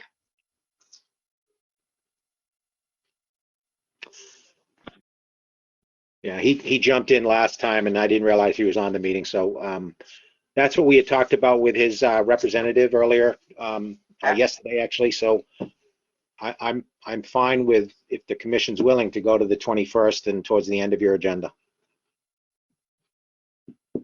That sounds good to me. I will ask if the commissioners have any comments or questions on the latest plan, starting with John.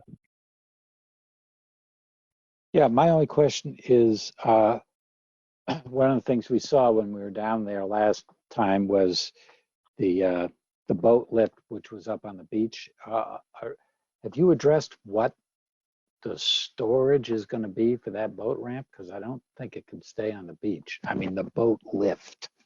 Yeah. The commission made it very clear, as well as staff, that the boat lift should not be on the beach, and they will make other arrangements. I don't know if the boat lift can come apart and be stored with the dock pieces on the patio, which is the intention. If not, they will need to find some way to get it off the beach. Okay, that was my only question. This all seems reasonable to me so far. All right, thanks, John. Ernie? No, I have no comments, and I would have been ready to vote on this tonight. But one comment with respect to the boat lift, there is that section of grassed-in area that's still raised directly at the end of the dock on the landward side of it. I mean, I think that's acceptable to put the boat lift there if you want to, John, as opposed to trying to squeeze it onto the patio with all the rest of the dock. So. Except there's a maple tree there, which is marked as to remain. So. No, I understand that, but I think the dock can go on either side of the maple tree and still fit, and then the boat lift itself could go on the grassed-in section to the west of the patio. And still be off the beach. Yep. I would be happy to accept a condition like that. It was pretty clear to the owner that you did not want the structure on the beach during our last meeting. Yeah. Okay. Other than that, I'm fine. Thanks. All right, thanks, Ernie. Mark? No further remarks. Okay. Stan? No comments, Brad. All right, thanks. Same with me. I have no further comments, so I will move that we continue the hearing for 41 Secaucum Road until April 21st. I second it. All right, seconded by Stan. All those in favor say aye, starting with John. John Ketchum, aye. Ernie? Aye. Mark? Aye. Stan? Aye. And myself, Brad Chase, aye. So the motion carries 5-0, and we'll see you on April 21st. Thank you. Oh, thank you. All right, next we have a notice of intent for 7 Prince Charles Drive, map 110, parcel S27. It's a plan to construct a second floor addition to the existing dwelling and to expand the existing deck to include a proposed porch area. Do we have a representative here tonight? Yes, sir, Mr. Chairman, John O'Reilly again. I don't know if Ron Posh is on the call. We were here a few weeks ago. I'm here. Hi, Ron. I'm just going to just remind the commission where Evening. we are with this project. We were here a few weeks ago seeking a second floor addition and a small expansion of the deck. The commission didn't seem to have an issue with the proposal other than the existence of a deck and shed. And I know Mr. Posh has talked to Amy, and we've provided several letters, and Mr. Posh is here to talk about that and get some feedback from the commission when the time is appropriate. All right, thank you. Any new comments on this one, Amy? Sure. I just, upon speaking with Mr. Posh the other day, after that, I kind of came up with a rough timeline and events. So I was just going to quickly go through those. I put them in my site summary. And Ron, or Mr. Posh, when I am done, feel free and correct me if I got anything not quite right, okay? Sure. We received a new letter from the homeowner. I did put that in their Dropbox for the commissioners. When Mr. Posh bought the property in 2007, there were blocks where the shed was and an old bluestone patio where the deck currently is now. Mr. Posh dismantled the patio and put in the remainder of the planting bed. A few years ago, Mr. Posh put a shed back in the place that it hadn't been since about 2007, so about 10 years, and as well the deck in a place where a patio had not been for about 10 or so years. Mr. Posh stated that a low retaining wall was there, separating the beach from the planting bed since he bought it. I had mentioned when I talked to you, Mr. Posh, I had asked if you had pictures. You said you weren't sure. I don't know if you found them or not. And then you said that there was electrical in the area prior to your ownership, and that you did put in new electrical when you rebuilt the house in 2013. So I guess at this point, do you have anything to add to that before I kind of go through with my recommendations to the commission? No, that's accurate. When I bought the house in 2007, it was exactly the way you said. I was under the impression the owner had said that I was allowed to have a shed there because there was a shed there. Couldn't afford to do it at that time.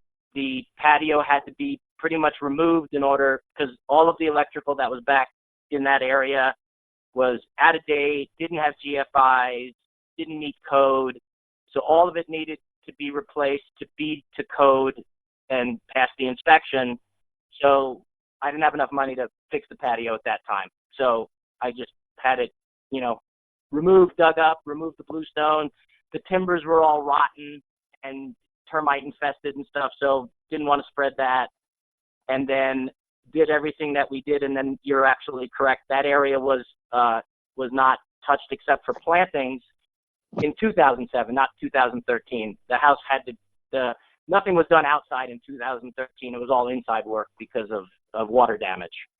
Nothing was done out back. But all of the work that was done outside was all done in 2017. Until then, more middle of the 20s, probably 2015, 16, 17, when we were actually going to the house more often, that's when I redid those structures in the areas where they were pre-existing, and I apologize. I did not know that I needed permission to replace existing stuff, so that is all on me. I did not know that. Okay, thank you. In my interpretation, it really wasn't existing because it hadn't existed for 10 or so years. The Wetlands Protection Act has been in place since the 1970s, and our bylaw since the 90s. In the time that you did this work, we did have a 50-foot no disturb zone. So in my opinion, these structures, they hadn't been there in a very long time, and they wouldn't have been allowed to go back in that area, I'm afraid to say. So I cannot, sorry? I'm sorry, I didn't know that. I thought it was allowed to go back. I just, when the owner said you could put one there, I didn't know there was a timeline. So And that's my bad. I do believe you that it wasn't done in any way maliciously. I do believe you there. Unfortunately, we kind of have to toe the line equally for everybody, and everyone is put up to the same standards. So I do suggest that there's 3 suggestions I have. That the commission allow you to file an after the fact notice of intent to keep those 2 structures where they are and require a 3-to-1 mitigation for it, meaning whatever the square footage of those structures is, that you triple it, because that is our minimum requirement for mitigation. Second would be have you file an after the fact NOI to move the structures elsewhere on the property and require the disturbed areas to be replanted. What's tough is the majority of your backyard is within the 50-foot buffer. So, however, you do have some existing lawn area that I don't know how the commission would feel about still stuff being in the 50-foot, but kind of restoring the near buffer to the pond and letting you have structures still in the backyard. And the third would be to have you instruct you to remove the 2 structures and replant those areas with native plantings. That being said, I have no real issue with your current request for the addition, but I do think that we shouldn't act on that until the commission has a clear decision, makes a decision about what to do with the shed and the deck. So, I'm happy to. I mean, it's my bad. I should have put the shed back right away. I didn't. I'm happy to move the shed out of that buffer, put it on the side of the house. I'm happy to do that this summer when I'm down there. I can empty everything. I can take it apart, or I can get a crane. There's several options that I was told that I can to remove that. So that's not a problem. It was my bad. So I'm happy to move that.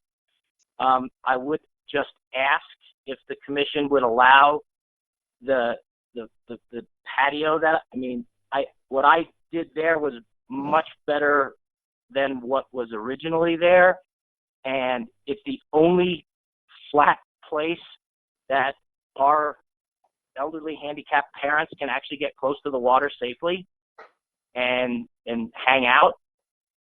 And I would appreciate if I could file an after the fact permit and whatever fee I would have to pay that I didn't know about. I'm sorry.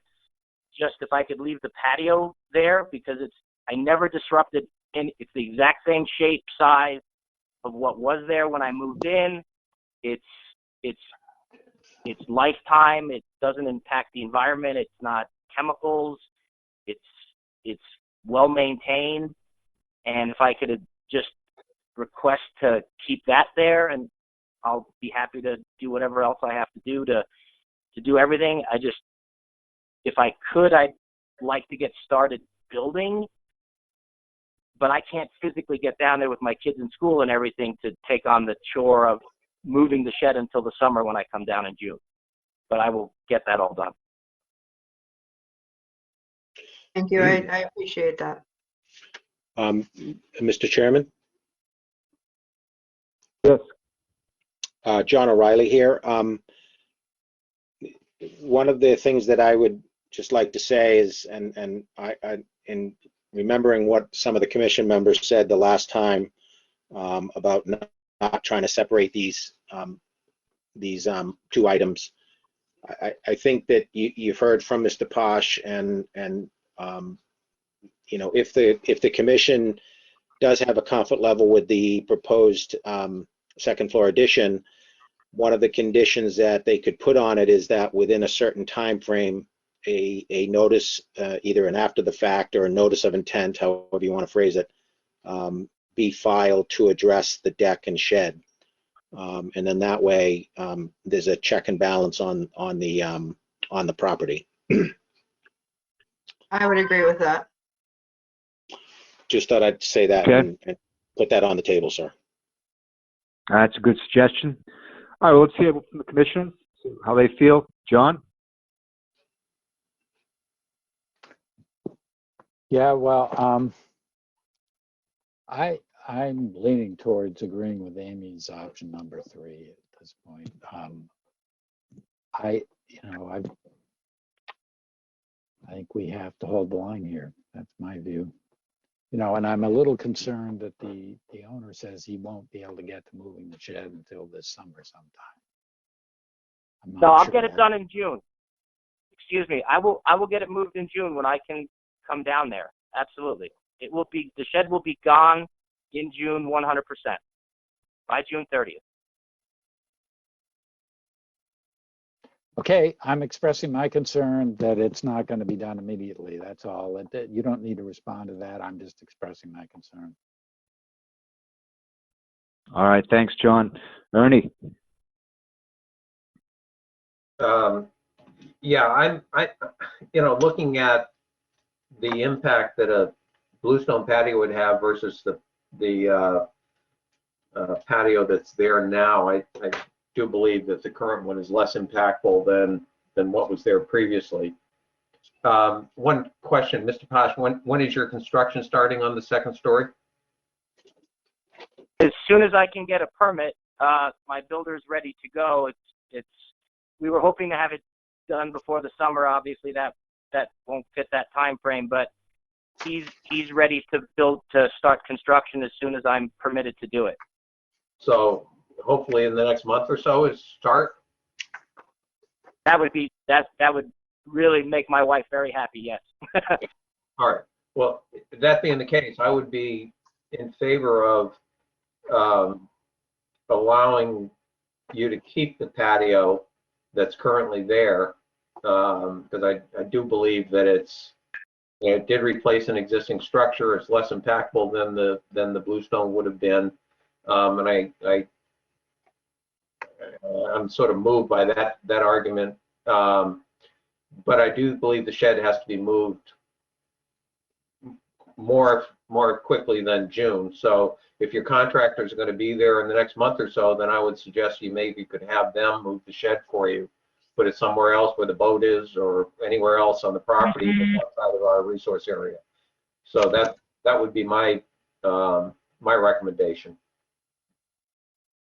I can try to come down on a weekend. Empty. Obviously, I can't ask somebody to move all of my personal items that are in there. So if that's acceptable to the commission, I will come down a weekend in April. I will get it emptied, so then it's able to be moved. It's a little bit extra work for me, but totally understandable. If we can compromise, I'm happy to make the extra effort to get it out of there before June. That's fine. Okay. I'll make it happen. All right. Thank you. Mark? No remarks, thank you. Okay, Stan?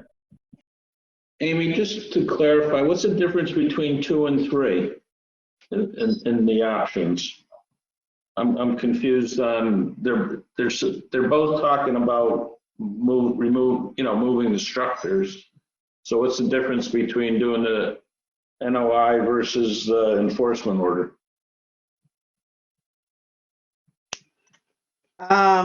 Well, it's just two routes. The enforcement order is not an NOI. It's an action taken by the commission to simply require the removal of those structures. The after the fact NOI would be if you felt that they could stay in the same place or be moved elsewhere, still within your jurisdiction. Ultimately, Mr. Posh does have a right to file an NOI for those structures. I just don't want to reason I put, issue the enforcement in order to remove the structures is I wouldn't want to lead somebody down a path, tell Mr. Posh to file an NOI when commission's just gonna deny them. I wouldn't. Well, okay, no, I wasn't clear on the difference. So the NOI, that would, like you said, it would be within our jurisdiction. So that would be in an area where we probably wouldn't have allowed them to begin with, possibly. So Well, either in the 50 or the 50, and potentially the 50 to 100. It's hard because that's where the house is. Right. Those are just a couple of options. No, I just want to be clear. That's all. Okay. I don't have any further comments. Thank you. All right, thanks. Stan, I will ask you, do you have a preference between 2 and 3 or any other option? 3. Number 3. All right. Yeah, my thoughts are kind of what John said. I think I do view we do have a structure that, with our rules was not permitted, and so it should be moved. I'm not as stressed out about the shed. I think at some point this spring, if it can be moved, that's great. But I do think the patio should be removed as well. Any comments from members of the audience? All right, hearing none. Does anybody want to discuss further mitigation options for keeping the patio?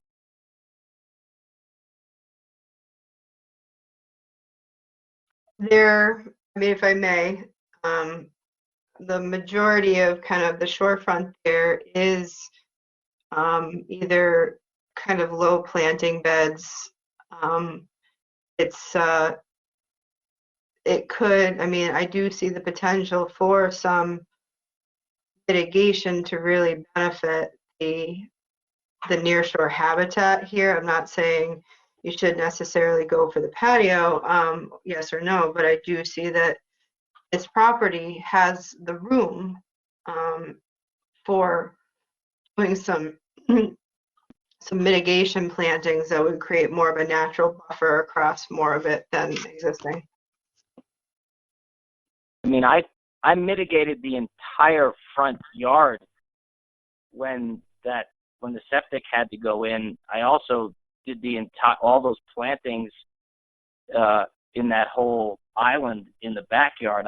I've done. I mean, I've been planting natural plantings the entire 10 plus years that I've been living there. I've never expanded anything. I've put in more plants in the front. I removed all of the invasive things that were destroying the street and put in roses, non-invasive roses to replace those. I mean, the landscaper has done an excellent job of relocating the original plants. I mean, I spent a lot of money removing a cypress that was where the septic had to go because I didn't want to kill it, and I had it moved into the front yard so it could grow. And I've been very careful with mitigation and trying to keep natural plantings. Obviously, it's not a very big property. There's only so much I can do, but I've stayed up on top of that the entire time. I mean, I'm happy to do more when I move the shed, there's a fair amount of, kind of land back there that isn't very nice. I can certainly do more back there and make it prettier. There's a lot of poison ivy and stuff back there that I've been trying to, cut back. And my landscaper has a natural thing of getting rid of the poison ivy. So we've tried to stay on top of that, but I can, make more effort to try to take care of that whole side of the yard and mitigate that a little bit more. But everything's pretty much maintained, year round as best as possible with natural plantings and just mulch. But, I'm happy to do more. It's just the patio for the families is kind of like I said, it's the only place where our handicapped parents can hang out and get close to the water. They can't go down the dock. It's not safe for them. Wheelchairs and walkers don't work well there. It's kind of a special place for the the parents to hang out in. So if there's a way that I can accommodate and keep that, that would be a big thing for the family. All right, well, thank you. So we have a recommendation from Amy. We've heard comments from the commissioners. I wouldn't mind seeing this move forward tonight, and you know it can be done, but I think we're not seeing, I think, a lot of support for keeping both the shed and the patio where they are. So you know, we can put together a motion to approve the project, but my guess is that's the way the motion's going to go. Stan asked a good question about an after fact notice of intent or enforcement order, and I don't have a great sense of what is the way to do that, which is best in terms of cost and time. So I almost, you know, asked the proponent if they have any preference as far as that goes. So if I may, an option would be, I mean, if you issue the enforcement, Mr. Ash does have the right to appeal that, as well as he would still have the right to file after the fact NOI. So it's not mutually exclusive is what I'm trying to say. Okay. All right, with that information, would someone like to make a motion on this project?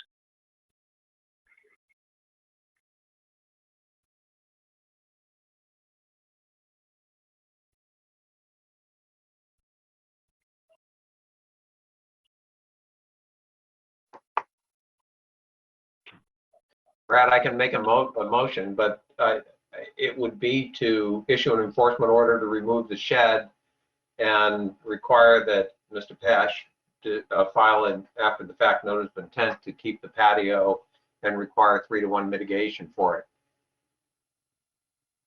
Yeah, I understand, Ernie. My guess is that would not be approved. So why don't I just make a motion myself to improve the notice of intent for 7 Prince Charles Drive. And at the same time, well, let's have a separate motion. Is it agreeable to have a separate motion on the enforcement order, Amy? Yes, I think you should separate the two. Okay. Well, then I first move that we approve the notice of intent for 7 Prince Charles Drive. I'll second it. Seconded by Stan. Any discussion? All right, hearing none. Those in favor vote aye. Those opposed, nay. Starting with John. John Ketchum, aye. Ernie. And just for clarity, this is to construct the second floor addition, correct? Yes. Aye, then. Mark. Aye. Stan. Aye. Myself, Brad Chase, aye. So the motion carries. And next, I'll move that we issue an enforcement order to move both the shed and the patio from the present location and replant the areas with native plantings. Could I have a second, please? I'll second it. All right, seconded by Stan. All those in favor say aye. Those opposed say nay. Starting with John. Mr. Chairman? Yes. If I may, for you, you said move the shed and patio. You didn't say where to, or is it outside the 100? Is it outside? I mean, you just said move it, but where do we got to instruct them where? You mean Okay. remove or move? That's a good point. So the shed is discussed that it will be moved up onto the side of the house. So outside of the 50, and the patio should be removed. So I amend the order. First, before I ask for a second, we have a comment from Mr. Riley. Yeah, thank you, Mr. Chairman. If you're talking about changing your motion to moving and not remove, or a combination of both, would the motion be more palatable? And this is just a suggestion, so please take no offense. That the issue an enforcement order to address the structures with, you know, the deck, the patio and shed within the buffer zones, and, you know, allow the applicant to either propose where they're going to be moved, because I don't think we know that just yet, or what they're going to be planting with, and if there's an access issue with the parents, you know, maybe having the ability to come back with, you know, as part of that enforcement order there will be a notice of intent filed to address the enforcement order, and at that point we could address either moving, removing, or modifying, and with mitigation as necessary or as expected. Yeah, Amy, go ahead. I think that just time if you were to do something like that, issue an enforcement order, essentially that they, basically what I think John's saying is issue an enforcement order to file an after the fact NOI of some sort. I think there needs to be a time frame on that. That needs to be done very quickly.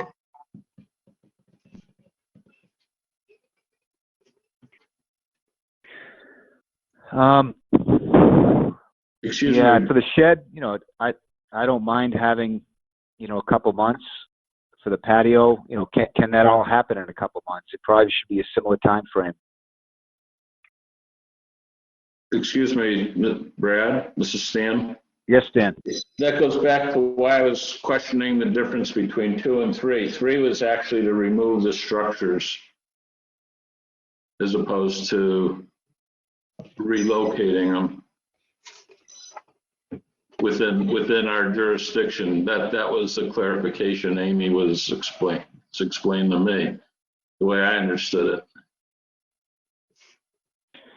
But the shed, there's no objections to moving the shed up near the house. It doesn't have to move out of our jurisdiction, right? Just move it out of the 0 to 50. I would suggest that it still be in an undisturbed area, that no other area be disturbed, and you know that's natural to let it put it in. If there's an already disturbed area, lawn, driveway, whatever, then I could do that administratively, potentially. Right. But again, John was saying we don't know where they're going just yet. So, I mean, if they can get it outside 50, if the commission wants me to handle it administratively, I can do that. But I still think you should say, you know, you want this done quickly. Okay, so I'll modify the motion to have an enforcement order to address the movement of the shed from the present location and the, I guess, disposition of the patio to be resolved within 2 months. So I'll ask for a second, then ask for discussion. I'll second that again. All right, is that agreeable to folks? Yes, thank you very much. Okay, and you know, but to me, the intent of the majority of the commissioners was, you know, remove the patio. So you know that intention is still there, but you know, this will give you some time to consider options and to work with Amy, and you know, you'll have 2 months to resolve that. So, any further comments? All right, so we have the motion on the table. Those in favor say aye. Those opposed, nay. Starting with John. John Ketchum, aye. Ernie. Aye. Mark. Aye. Is that a nay, Mark? Aye. Okay, sorry. Stan? Aye. Myself, Brad Chase, aye. All right, the motion carries 5-0. So you have an approved notice of intent, and we'll be discussing disposition of the patio and the shed a little bit later on. Thank you very much. Thank you. Thank you. All right, thank you. And so next on the agenda, we have a notice of intent for 0 Old Campground Road, map 30 parcels C6, C7, C8, and C9. It's a proposal for new dwelling. The proponents have asked for a continuance until April 7th, 2021. Any further information on that, Amy? No, I already accounted for this one in the count I did for April 7th, so. Okay, all right, it's there. All right, well, then I was getting nervous, Amy. No, I already accounted for the people who had asked for continuances ahead of time. Thank you. Yeah. All right, so I'm going to move that we grant the continuance for 0 Oak Campground Road until April 7th, 2021. Second. Seconded by John. All those in favor say aye, starting with John. John Ketchum, aye. Ernie. Aye. Mark. Aye. Stan. Aye. Myself, Brad Chase, aye. The motion carries 5-0. And so next we have a notice of intent for 28 Wawatasi Road, map 6, parcel F1-12, proposed elevated walkway and landing. And I think we have Mr. Burgess on tonight. We do. Brian Wallace is here as well.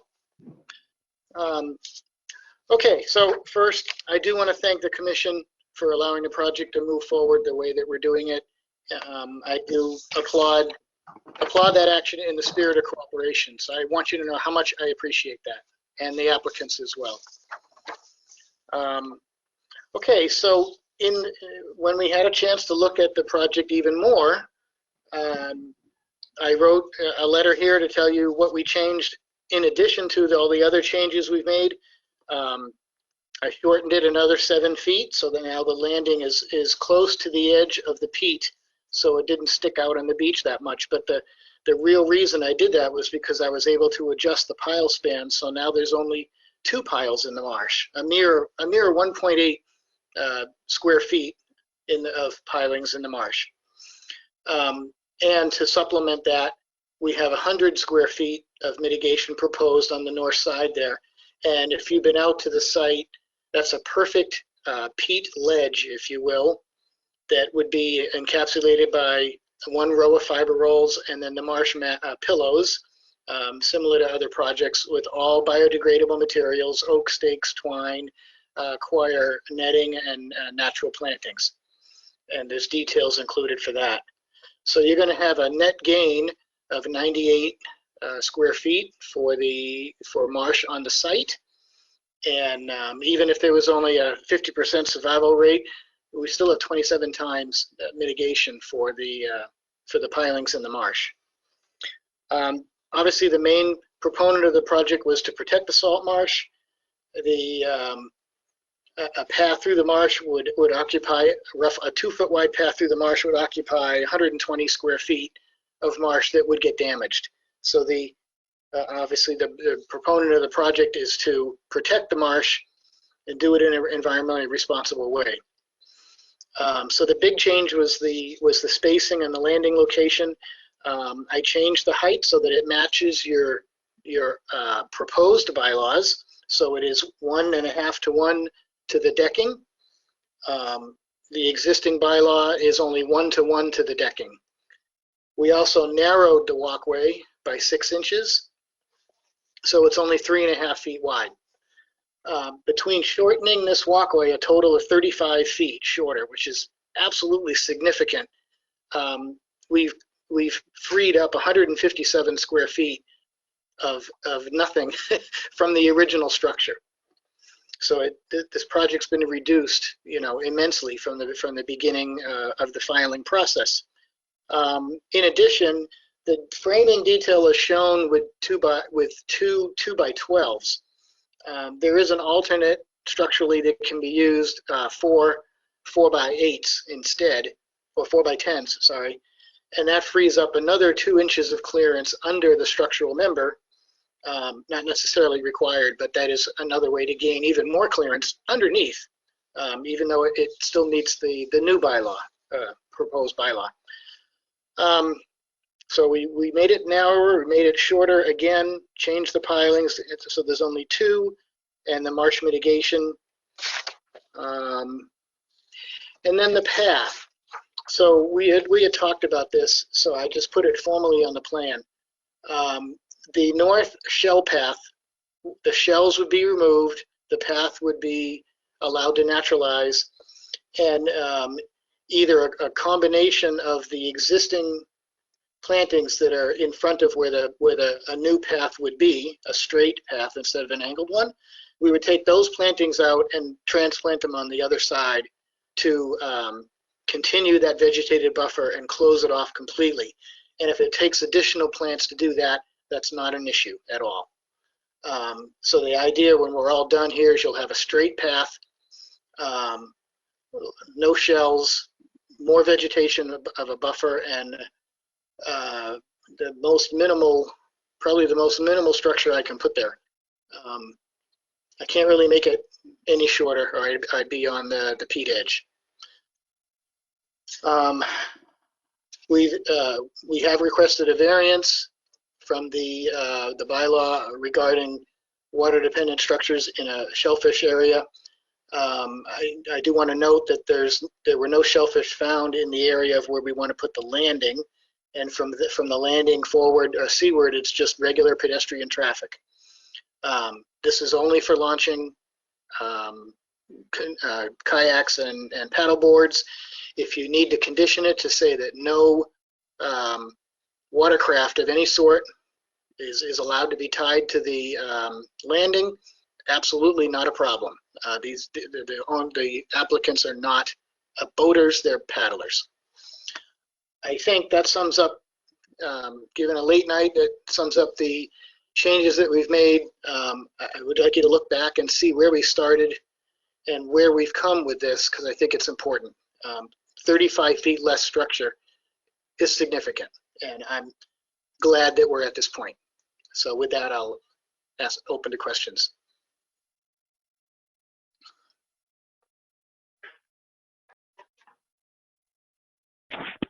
All right, thank you. Amy, Amy, right? do you have any update comments for us on this one? Of course. If you see me gripping my head, it's not directed at any of you. I'm just developing a wicked headache. So, and not because of this meeting. It's been coming on all day. So I do think this project has come a long way, and I'll give the applicants credit for that. I do think in a lot of ways they took the comments of the commission to heart. So one thing I wanted, it's a kind of something that I'm sorry I didn't pick up on until really just now. The fiber rule that you're proposing at the edge of the marsh, I understand that you're wanting to do it for stability. I guess depending on how it's installed, I'm a little bit on the fence about whether or not I could recommend a fiber roll, just because, I mean, it is a soft solution, but it could interfere with natural processes of the marsh. Marshes typically accrete or, increase or decrease, kind of like dunes in a way, over time. So that's a small portion, but I'm not necessarily in agreement about the roll.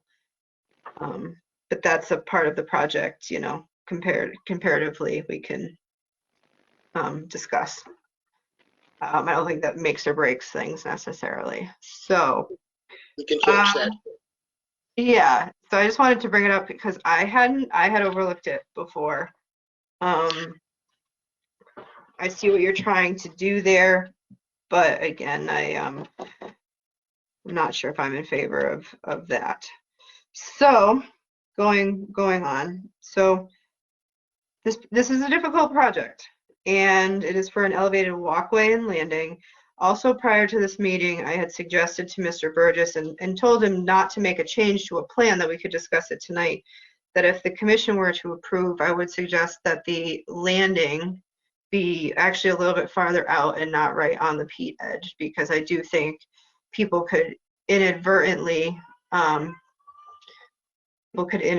have some impact to nearby marsh, stepping on and off, and that the platform itself potentially between wind, wave action, there's not much here, could have a little bit of scour around the platform and have an impact on the peat in the marsh. So again, that's another small change of the commission saw fit. I'm sure that the applicant could make to put that structure a little bit farther out.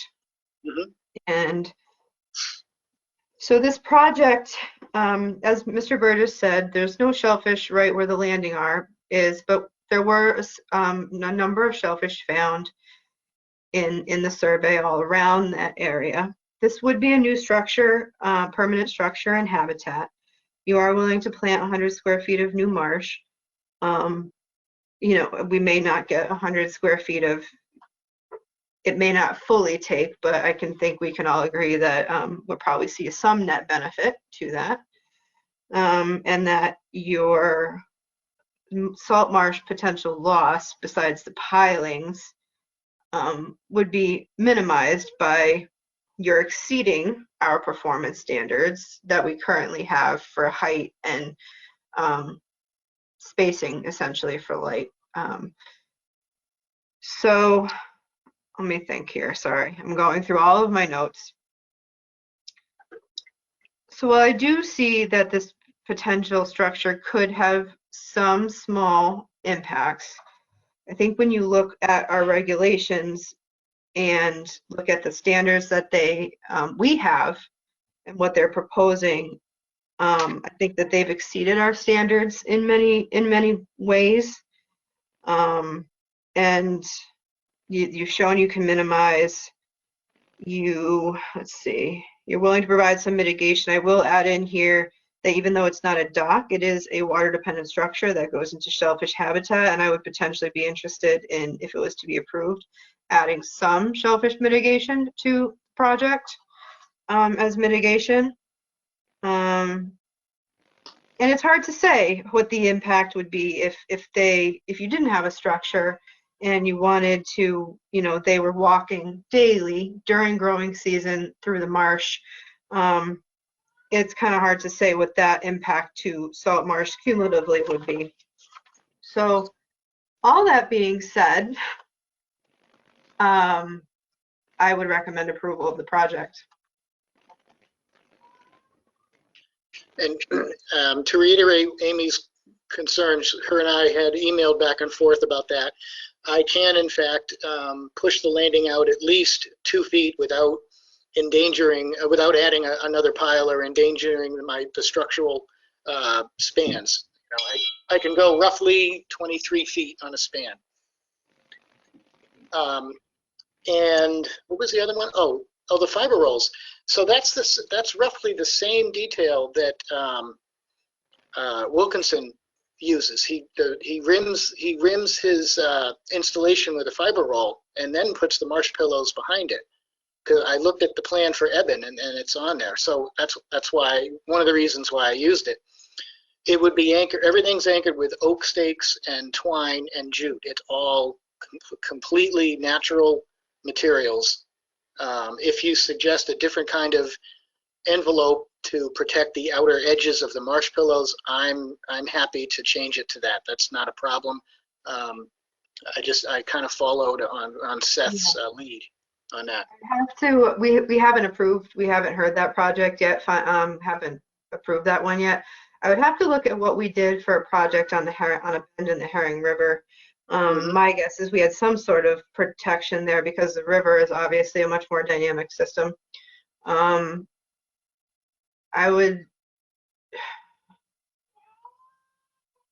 would help the mitigation of marsh do better, and you were just using oak stakes, and it is, you know, a looser jute roll, not a really tightly coiled one, then maybe I could go with it. So we do want to see, if you're going to be approved, that we do want the marsh mats to succeed. So if that provides an overall net benefit, I could be swayed.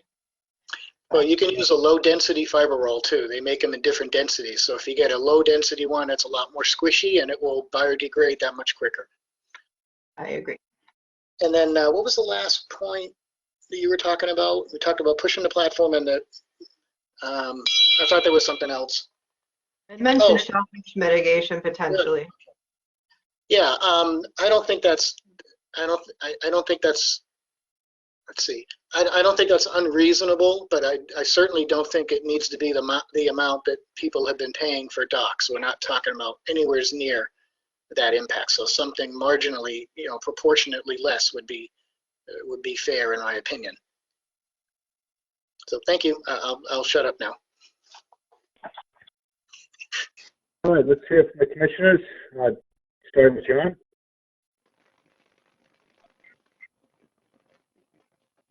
Okay, well, I got to admit this is a tough one. And to start with, one of the things our bylaw, I believe, I mean, maybe is it our bylaw or regs anyway, says that there is to be no impact on the productivity of the salt marsh. And I don't see how you can make that claim. Now, what you've proposed here to do 100 square feet of marsh mitigation, and you're claiming that that's some vast multiple over the disturbance of the marsh, but I don't think that's really the right point of view here, because it's not just that you're putting pilings in the marsh, it's that you're putting up a structure that's going to shade the marsh and interfere with productivity. Now you have increased the height, decreased the width in an attempt to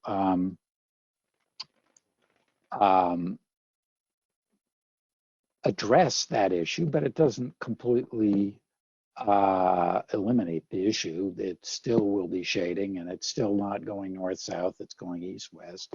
And so there's going to be shading there all day long. It's definitely improvement. I have no argument with that, but if what you're asking for is a variance, I believe you're asking for a variance against that condition because you are interfering with the productivity of the salt marsh. I don't think there's an argument about that. Or at least I don't think there's a reasonable argument about that. And the other part is there are shellfish in the area, and just because there were no shellfish found where you're putting the platform does not mean there aren't shellfish there or somewhere nearby. So I also think you're still proposing to install a structure in an area that everybody agrees is a productive shellfish area. So I really struggle with, I mean, I understand the arguments, I understand your arguments, I understand the arguments about this will be better than somebody every day walking through the marsh to put their kayaks in the water, but that's an unknown, and there are many unknowns about that.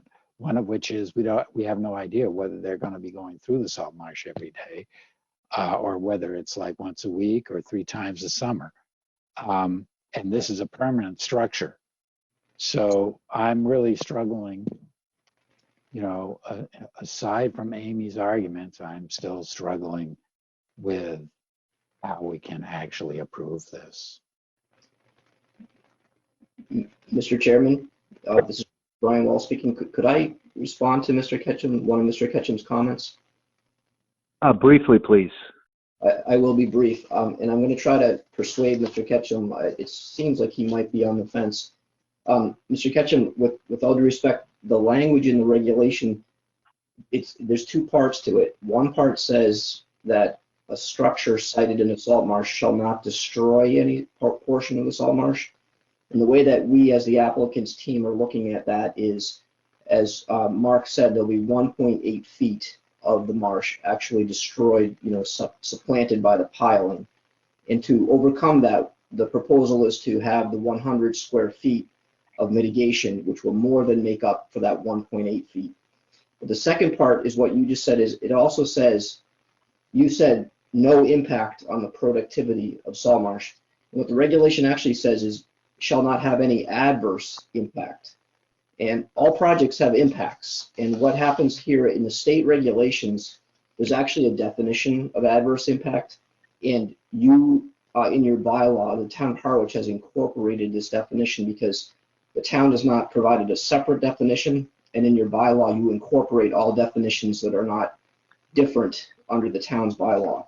And what this says, it says adverse effect means greater than negligible change in the resource area or one of its characteristics or factors that diminishes the value of the resource area. And then it says negligible means small enough to be disregarded.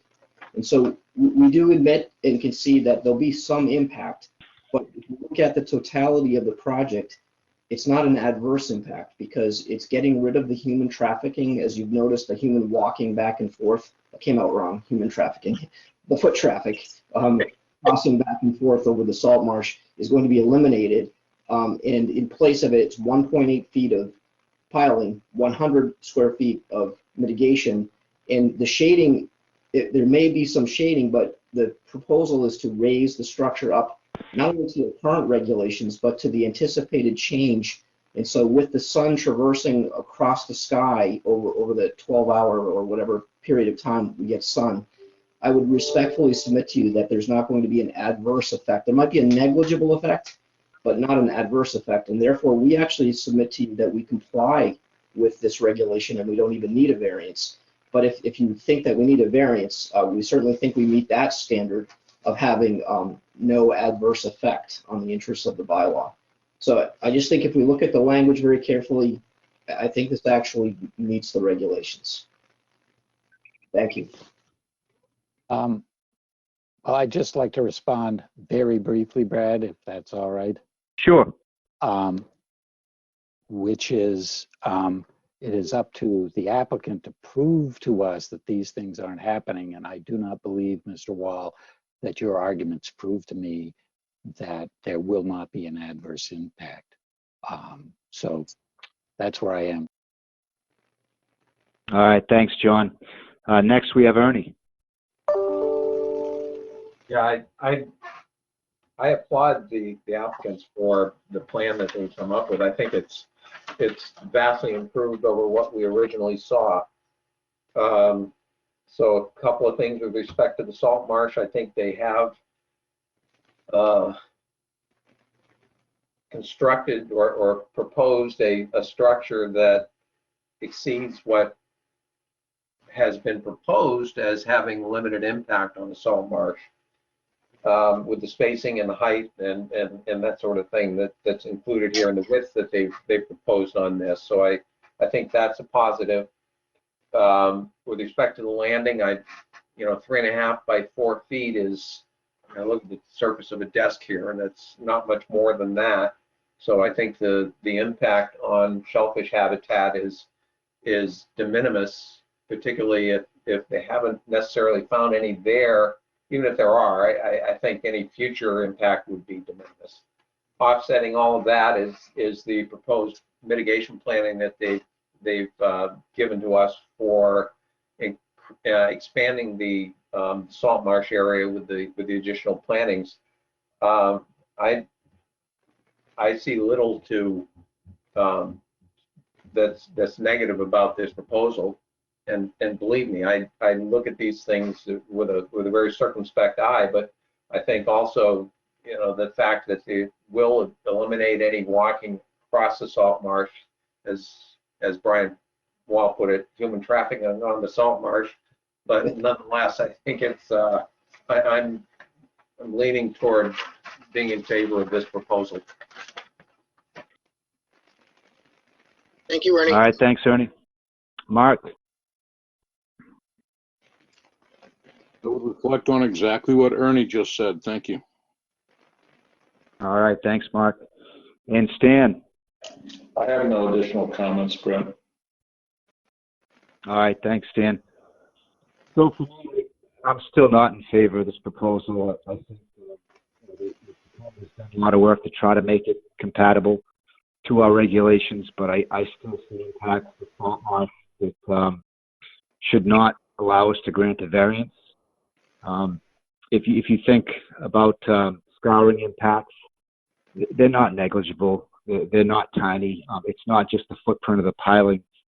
If you look at the first dock north of this property, there's substantial piling scouring impacts to the salt marsh that has cut a really wide vein where flow now goes through and just really has altered the salt marsh at that location. You're going to have similar flow patterns here, and I would expect that seaward piling to scour out the mitigation salt marsh. So, you know, I don't view it as negligible. For the shellfish survey, it's important. I think John made this comment that, you know, shellfish were found in the survey. They didn't find them in the footprint, but again, they're sampling approximately 1% of the square footage of the area. So it's not too surprising. I spent some time digging out there, and I found, you know, fairly low densities of quahogs, but there were quahogs in the area. There were soft shell clams on the border, and there were some oysters on the border as well. So, you know, to me, it would require a variance to two of our pretty important and protective provisions. So, I'm not in support of this project. Let's see, any further comments from the proponents? I have one, if I may, very briefly, Mr. Chairman, and it's, Sure. again, it's directed at everyone, but I'm going to try hard to persuade Mr. Ketchum. I know the state regulations are different, but the state has a regulation that mirrors your regulation about that there shall be no destruction of salt marsh. Salt marsh, we all concede, is a very highly protected resource area. However, the state recognizes that people can walk across the marsh that are in front of their property to get to the water. And that may or may not be a violation, but it just can't be really regulated or stopped. So the DEP has a carve out in their salt marsh regulations. I think the no destruction is number 3.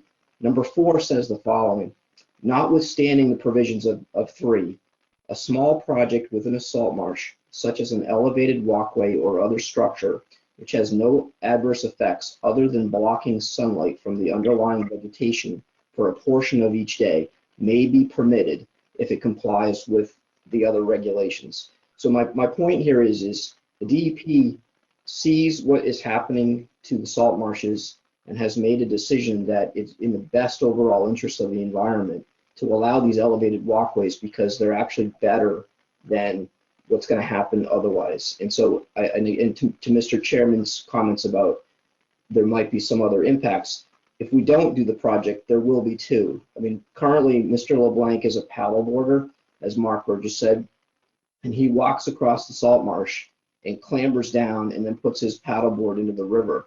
It would be much better for the integrity of the salt marsh if he were doing that on an elevated walkway above the salt marsh. And I just think if you look at the totality of the circumstances, given what can exist and what could exist, the walkway is overall better. Thank you. Yes, Mr. Chairman. All right, thank you. Brad? Let's see. Yes, go ahead, please. Yeah, if you want to look at the numbers, if the do nothing option here leaves at least 120 square feet of marsh destroyed, and if you look at the numbers for what we're proposing, you can walk away with an additional 98 square feet. If you want more of a mitigation number, you know, that can be done. I just figured it at 27 times we were you know, sufficiently within a bracket. If you feel that we need to supply a variance from your regulation about the damage to salt marsh, then we'll continue this and I'll write that variance for you. That's not a problem. If you feel that we need to write it. So I'm happy to do that. But yes, overall, I think the do nothing option is much worse than what we have before you, and everybody stands to gain something by doing it this way. A DEP wouldn't have approved, you know, I have 160 linear feet of monopile walkway in Chatham that got approved, and nobody said anything about it. It's just a better way to get from point A to point B. I've been doing these for years, and DEP has never had a negative comment on them. Yeah. Thank you. All right, thanks. So this is our third hearing. Wait, Ernie, I had a fair amount of disagreement. What's that? Right, may I ask one other question. Sure. If we were to permit this, there's an existing pathway through the salt marsh that's been created. Would you propose to replant that? There's no path on the marsh yet. The applicants have been walking down the street to a neighbor's property. Okay. As they're aging, they're around my age now, and that's just becoming harder and harder to do. So we actually have the opportunity to not impact any marsh at all, as opposed to having a path restore itself. That we don't have to do that. As far as the walkway to the north goes, in my opinion, that walkway was always built way too low. So if the shading impacts block the marsh grass from growing under the dock, then the tidal currents are going to start removing sediment. I don't think you can blame the pilings for that. It's a combination of that walkway is way too low, and once the grass is gone, then the dirt starts to go. And it will be the same thing here. If somebody wears a path through the marsh, eventually then those sediments are going to leave, and you'll just have a rut. That's all. All right, thank you for those comments. I do disagree. I think that it's such a small path. Your growing season exceeds when people will be walking down there. You know, we do see these paths all around, and I feel it's far less impact than is being projected for this location. So, and you're going to have shading impacts, you know, with a walkway. It's not going to be impact free, and so the question comes back: is it negligible? And I would contend between the scouring and the shading that it's not negligible, and that's why we have the regulation. So we've had 3 hearings. We actually went ahead and voted to deny this, and then we rescinded that, and so here we are with the 3rd hearing. You know, so I propose we go ahead and have a vote on this unless the proponents feel otherwise. Well, I would like to hear from Stan, but I also want to reiterate that Amy is your paid professional. You know, she's the person that you want to count on. I'm throwing you on top of the bus, Amy, not under it. And you know, she's your paid professional. She's the one that makes the assessments of how well these projects meet or not the regulations. And if she's recommending approval, it should be okay, ladies and gentlemen. Well, gentlemen, it should be okay. I really strongly urge you to follow her advice. And if Stan wants to say anything, I would be interested in his opinion.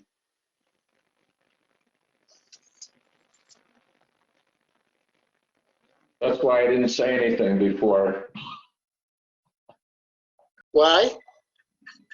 Because I have my opinion and it'll come out in the vote. No. Do we have any comments from the audience? All right, hearing none, would someone like to make a motion, please? I would make a motion that we approve the notice of intent for proposed elevated walkway and landing for 28 Wawatesi Road, map 6, parcel F11-12. I'll second that. All right. Did you get a second, Mark? Second, Brad. Okay.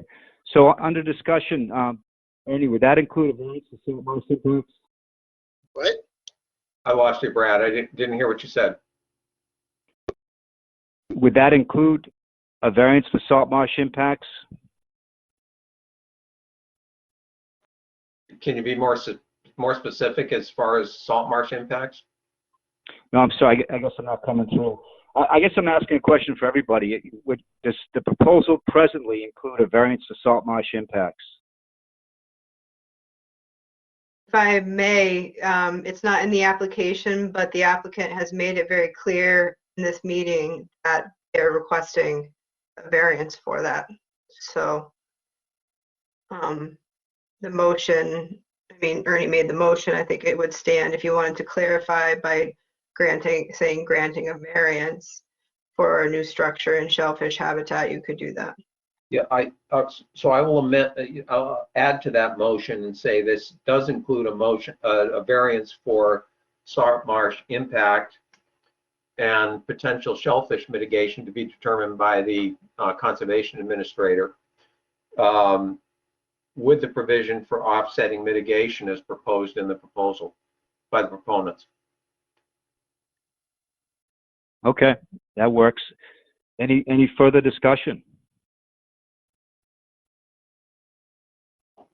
All right, seeing none, we'll vote by roll call. Those in favor say aye. Those opposed say nay. Starting with John. John Ketchum, nay. Ernie. Aye. Mark. Aye. Stan. Nay. And myself, Brad Chase, nay. So the proposal doesn't carry. Can't hear you, Brad. Denial.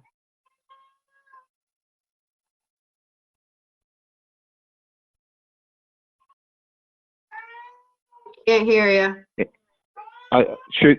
So I think now we need to go ahead and move on to denial. Yes, you would need a separate, the motion did not pass, so to deny, you need another motion. Okay. I'll give the applicants an opportunity if you know you could withdraw, you could ask for continuance and come back with more information, or you could go ahead and ask us to formalize the denial. Well, obviously, we don't want you to go forward with a denial, so we can ask for a continuance and see if there's anything else possibly that we can do, and I can write a formal variance request against for the marsh mitigation. I'm sorry, not the mitigation, the pilings. Okay. All right. And we know that the 7th is full and the 21st is just as full, so I will conform to whatever schedule is best for the commission. Hang on one second, and don't mind the crying cat in the background. It's past the feeding time. The first meeting in May is May 5th. Isn't that the town meeting night?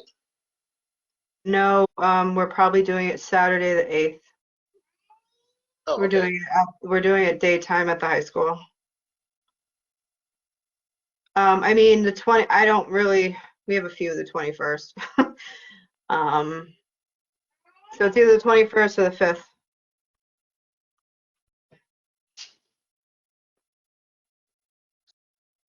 Are you asking me, or are you asking the commission? Oh, I think it's up to you. You know, I think that's, you know, I'm sorry. Kicking it out a ways. Yeah. Well, it is what it is. We don't need to overload everybody. Nothing's going to happen for a year till we get the license. So there's plenty of time, and there's no need to overload everybody. I'm okay with the 21st. And honestly, Amy, if that agenda looks like it's really full, then you know, you can bump us. All right, we'll put you for the 21st, see how it goes. Okay.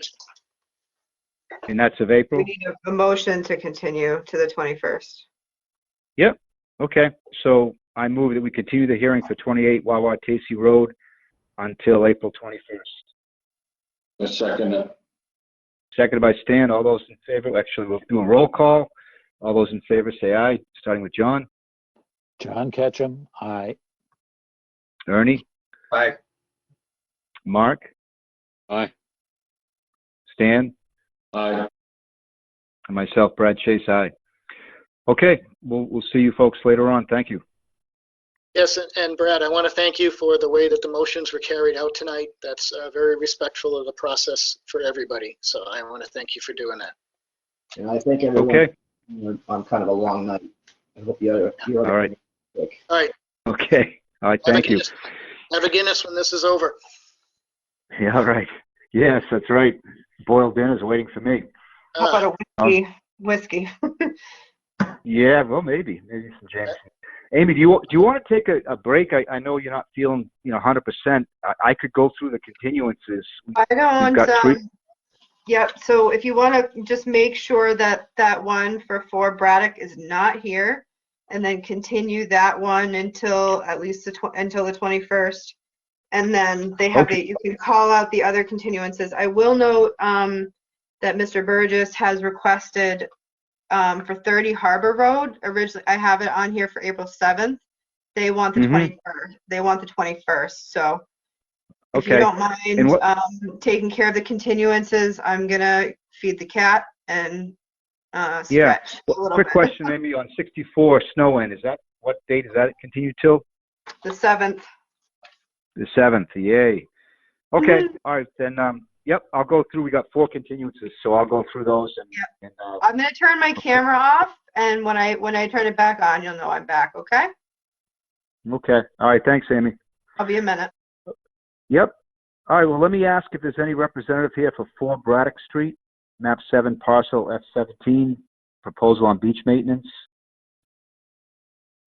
All right, hearing none, I'm going to move that we continue that hearing for 4 Braddock Street until April 7th, 2021. Could I have a second, please? Second. All right, seconded by John. All those in favor say aye by roll call, starting with John. John Ketchum, aye. Ernie. Aye. Mark. Aye. Stan. Aye. Myself, Brad Chase, aye. The motion carries in that continuance. Next, we have a request for a continuance for 64 Snow Inn Realty Trust, 0 Snow Inn Road, map 15, parcel N8-B-0-R. It's a notice of intent for a pier, ramp, float, and dredging. They've asked for a continuance until April 7th, 2021, and I move that we grant that. Could I have a second? I second it. All right, seconded by Stan. All those in favor by roll call say aye, starting with John. John Ketchum, aye. Ernie. Aye. Mark. Aye. Stan. Aye. And myself, Brad Chase, aye. Motion carries. Next, we have a notice of intent for 35 Strandway, map 1, parcel J1-32, notice of intent for a new terrace, and they've asked for continuance until April 7th, and I move that we grant that. Could I have a second? Second. All right, seconded by John. All those in favor say aye by roll call, starting with John.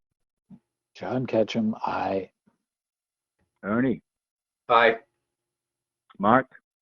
Aye. Stan. Aye. And myself, Brad Chase, aye. The motion carries. Okay, finally, we have a notice of intent for 30 Harbor Road, map 15, parcel 15-A. It's a proposal for a new dock, and the applicant has asked for a continuance to April 7th, 2021. I move that we grant the continuance. Could I have a second, please? The 21st, Oh, Brad. you're right, Amy. Thank you. Amy just told me that. So let me correct that motion. It is continued to April 21st, 2021. Could I have a second?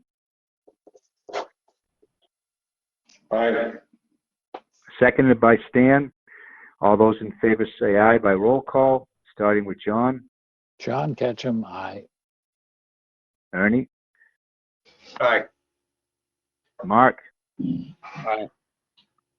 Stan. Aye. And myself, Brad Chase, aye. So the motion carries unanimously. And so that concludes our notice of intents. And next we have, under order of conditions, we have amended order of condition for 12 Campground Road, map 30, parcel C11, construction of a single-family dwelling.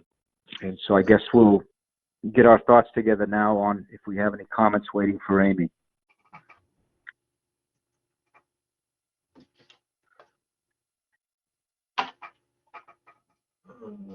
Amy's back.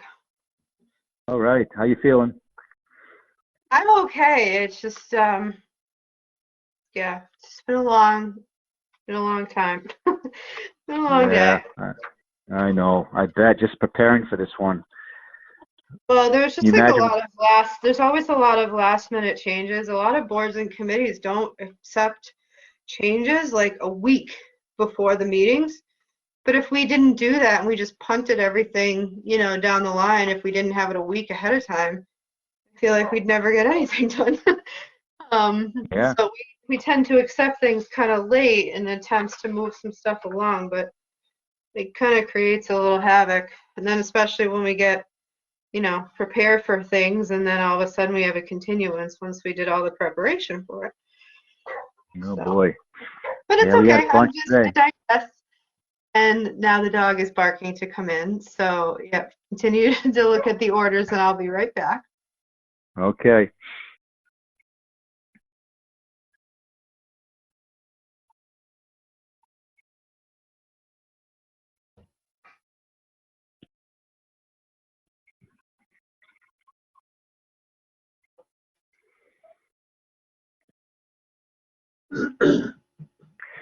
John, it won't be long before we're taking a look at Skinnequit to see if any fish are coming up through that pathway we worked on. Yeah, I've actually been out in the kayak a bunch of times this winter, and I go over there in the corner and look at the outlet, and I've cleared away a few things in the last couple of months. Not a lot, but been a lot of flow. Oh, good. That only helps. When do you expect?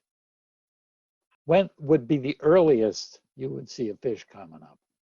A herring coming up? Well, Herring River is kind of the local, standard for when things begin in the region, and we always see fish in March in the Herring River, sometimes the third week of March, and then the small runs like the Skinnequit run often fall behind a week or two. So that run is usually pretty truncated. It's so small. It's mostly in April, a little bit in May. But you never know. If it right now it's been cold. It's been a cold snap. But if it warms up, you'll see things change. Well, I'll keep my eye out. Yeah. I'll go over there and look. Yeah. No, I'm looking forward to seeing how they do. All right. Anyone have any comments for Amy on 12 Old Campground Road? No comments from me. I'm all set. All set. Yeah, Amy, the only comment I had is on the last page, under the amended special conditions, number 4, you say a native living fence is to be installed along the limit of work upon the wetland side of the project. I just say on the wetland side of the project, I would think. Yeah, that makes sense. And then number 5 is the one that I struggled with. All other conditions originally set forth above remain in full effect. I wasn't sure what that refers to. The special conditions above. But you stated them.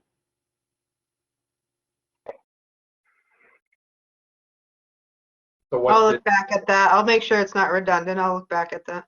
All right, that's the only comments I had. Thanks.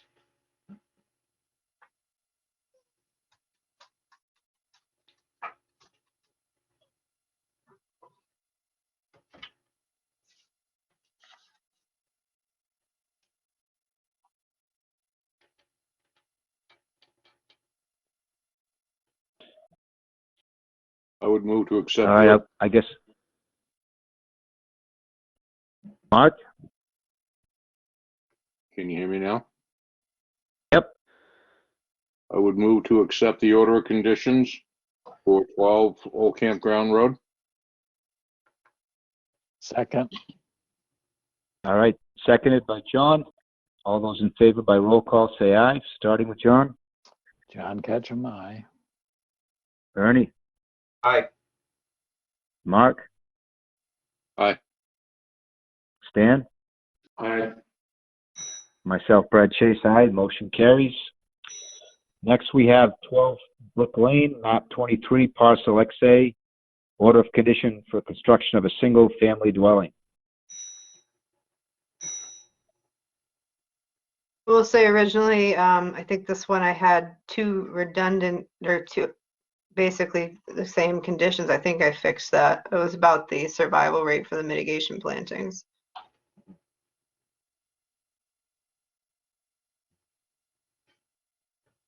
Yeah, no comments, Amy. Amy, I just opened the document on Dropbox? on Dropbox, and I didn't see the changes, but that Let me open up. Hold on here. Maybe it didn't save. I've been having some. mine might sometimes mine doesn't refresh either, but I'm so having anyway. major computer issues. No, I fixed that earlier in the day. All right, well, I'm probably just looking at an unrefreshed. No, it still is on mine too. Oh, really? 7 and 10 are redundant, and I did fix that. So I'm gonna take number 10 out because it says it in number 7. I did correct that. It just didn't compute. Sorry.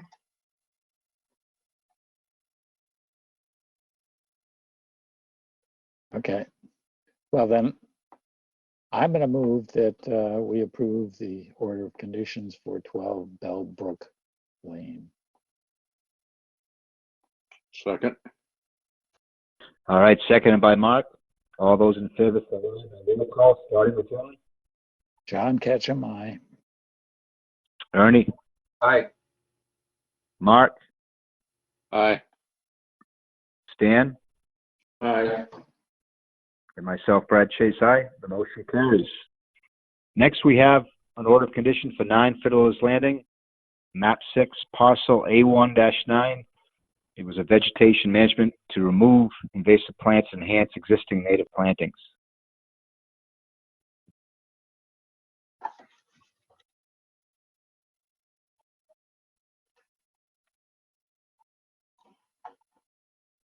Looks good to me. Yep, I'm okay with it. Hey, a question for you. In number 9, under the special conditions, you say a monitoring report shall be submitted biannually. Shouldn't that be semi-annually, Amy? I meant twice a year. Is that what biannually means? Is that?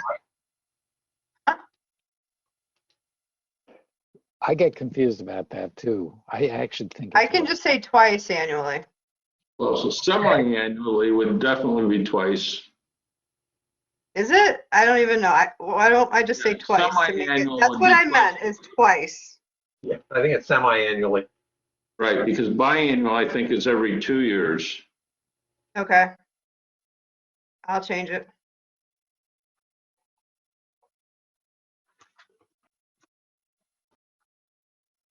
Well, just for information, Google says the following: biannual, adjective, biannual, occurring twice a year. So I'll just say twice a year so there's no confusion. That was some fast Googling there. It's biennial, which means every 2 years with an E. Biannual with an A means twice a year. Okay. So, and then I would also take off the word annually after December 31st. Okay.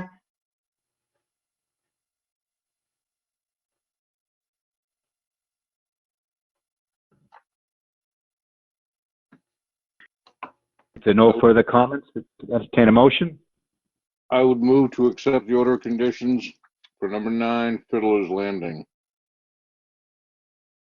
Can I have a second? Second. Seconded by John. All those in favor, say aye. Roll call, starting with John. John Ketchum, aye. Ernie, Aye. Mark, Aye. Stan, Aye. myself, Brad Chase, aye. The motion carries. Next, we have an order of condition for 9 Fiddler's Landing, map 6, parcel A1-9. Wait a minute. We just did that one. We just did that one. Wow. Okay. It's amazing how you hit 10 o'clock, things start to slip. Well, the workday started at 5:30, so boy, long day. All right, next we have an order condition for 26 Saquatucket Bluffs Road, map 16, parcel N1-20, new dwelling.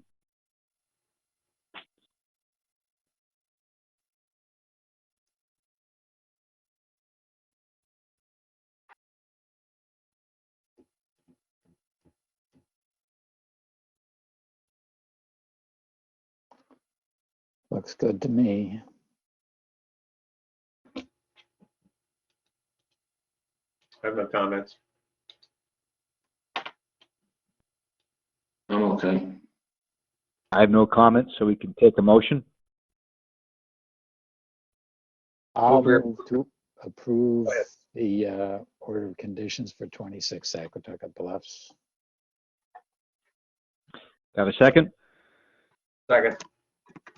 All right, seconded by Ernie. All those in favor say aye by roll call, starting with John. John Ketchum, aye. Ernie? Aye. Mark? Aye. Stan? Aye. And myself, Brad Spence, aye. The motion carries.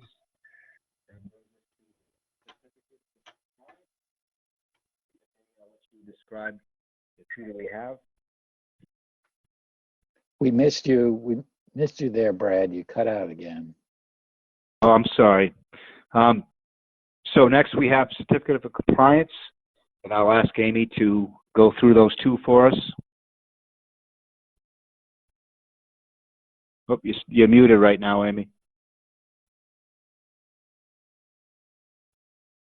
Sorry about that. I was just forwarding you an email that I received. Maybe read it tomorrow. So Okay.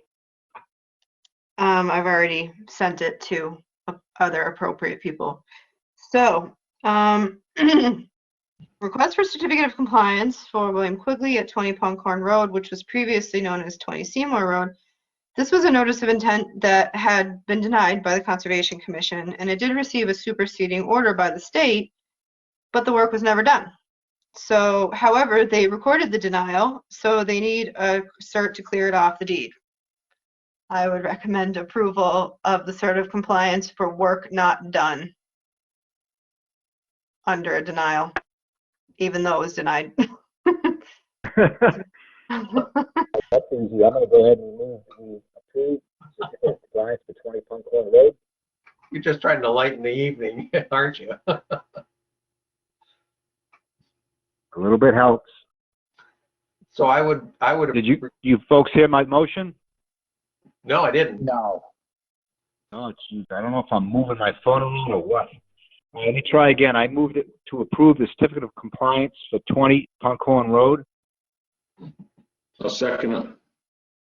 All right, seconded by Stan. All those in favor say aye by roll call, starting with John. John Ketchum, aye. Ernie. Aye. Aye. Mark. Aye. Stan. Aye. And myself, Brad Chase, aye. Motion carries. Hey, Amy, just a All quick. right, one more, Amy. I have an order of conditions in my Dropbox for 18 Captain Todd. Yeah, draft. Never mind. It shouldn't be in there, right? Well, we could, it should have been on the agenda and it wasn't. And you can do it under other business. We did vote on it to approve, so you can do it tonight if you wish. It's not, you're not breaking any rules. Or you can just put it on for the next meeting. I do have it in Dropbox. I did prep it, did approve it. They got me a new restoration plan, so it's up to you if you want to. Maybe we'll do this cert of compliance first, and then you can decide what you want to do with it. Yeah, sorry to interrupt. No, you're good. For 192, cert of compliance for 192 Long Pond Drive.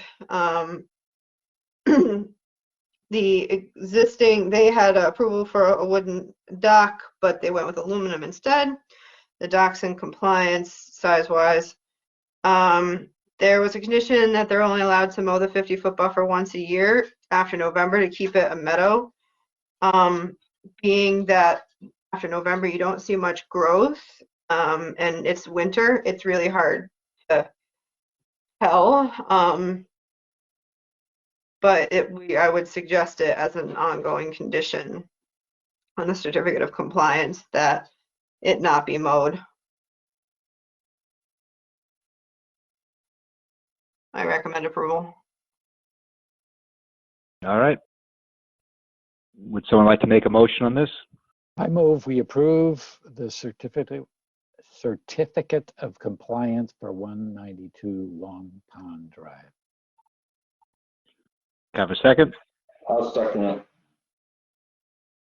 All right, seconded by Stan. All those in favor, say aye by roll call, starting with John. John Ketchum, aye. Ernie. Aye.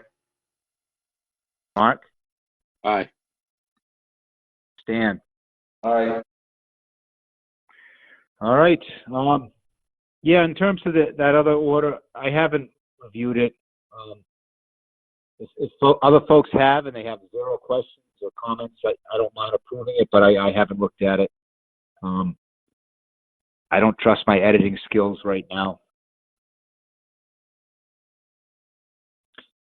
How about the minutes for November 4th? If folks looked at those?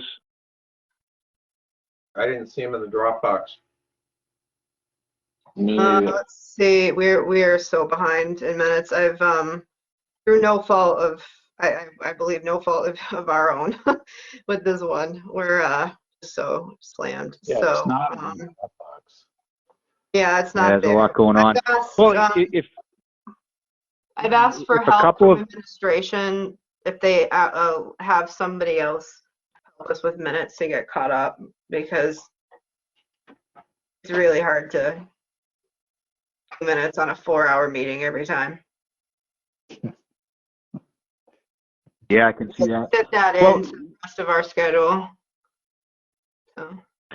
If one or two of you have read that order and found with it, I don't mind approving it to get it off the agenda. Stan, did you review it? I looked at it. I didn't see anything wrong with it. It looked pretty good to me. I don't see any problem with it, Brad. Looks good to me. All right, why don't we go ahead then and move on it to strike that one off the list. I would move to accept the order of conditions for 18 Captain Todd. All right, Second. we have a second? All right, seconded by John. All those in favor say aye by roll call, starting with John. John Ketchum, aye. Ernie. Aye. Mark. Aye. Stan. Aye. All right. I think that concludes our agenda. Any new business, Amy? Anything, you know? I know you. Yeah, Nikki has taken the job in Chatham as the administrator there, so I wish her good luck. And it's both happy and sad. It's a good move and for her, but it's a loss to the town. So she's been an amazing assistant agent. I would love some help on Tuesday, the 23rd, with installing some shorebird fencing if anybody has time. Time yet to be determined. We have our new shorebird monitor who's going to do it and our AmeriCorps member, but a few more hands would make the work lighter. And I can't do that type of work right now with my neck, so. I'll be there, Amy. Just send me a note with the time and the place. I can help, Amy. Thank you. Yeah, let me know. I think I'll be available. Yeah, I mean, if we have a few people, we should be able to knock it out between Red River and Bank Street. So once it's up, Sarah will be able to maintain it. But I'll reach out once I have a more concrete time. Probably start around 9 in the morning. Can you guarantee no snow? What was that? No plastic stakes this year. No, all wood. Good. And it's not going to snow, right? Don't say that. I'm not hedging any bets. Okay, all right. Sorry. So much. Thanks, guys, for helping out. That's fantastic. Thank you. In Westport that day, but that's great. as far as Nick, I mean, she's been just a great assistant. I hope the record shows we all congratulate her. New job, and it's Chatham's gain. You know, she's going to have a great opportunity in Chatham, and I think she'll do fine. So we're all happy for her. One quick comment, I should have brought this up earlier, Amy. You know, we didn't have the hearing open today on 64 Snow Inn Road, but that float is still sitting on the salt marsh, and so I wanted to put, you know, that on your radar. Saw it the I think, other you know, day, and I actually mentioned it to Mr. Eben when I was down there talking to him, and he said, "Oh, I'll talk to them right away this weekend."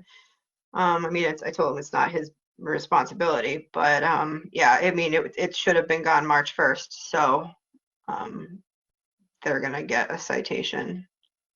I think they should. It's been there all winter with, you know, profound impacts, you know, below it. It's certainly going to kill whatever's below it all, sitting there all winter. So thank you. Yeah, and things are gonna start to grow now, and that's gonna be suppressed underneath that, so. Yeah. Okay. All right. Any other new business, folks?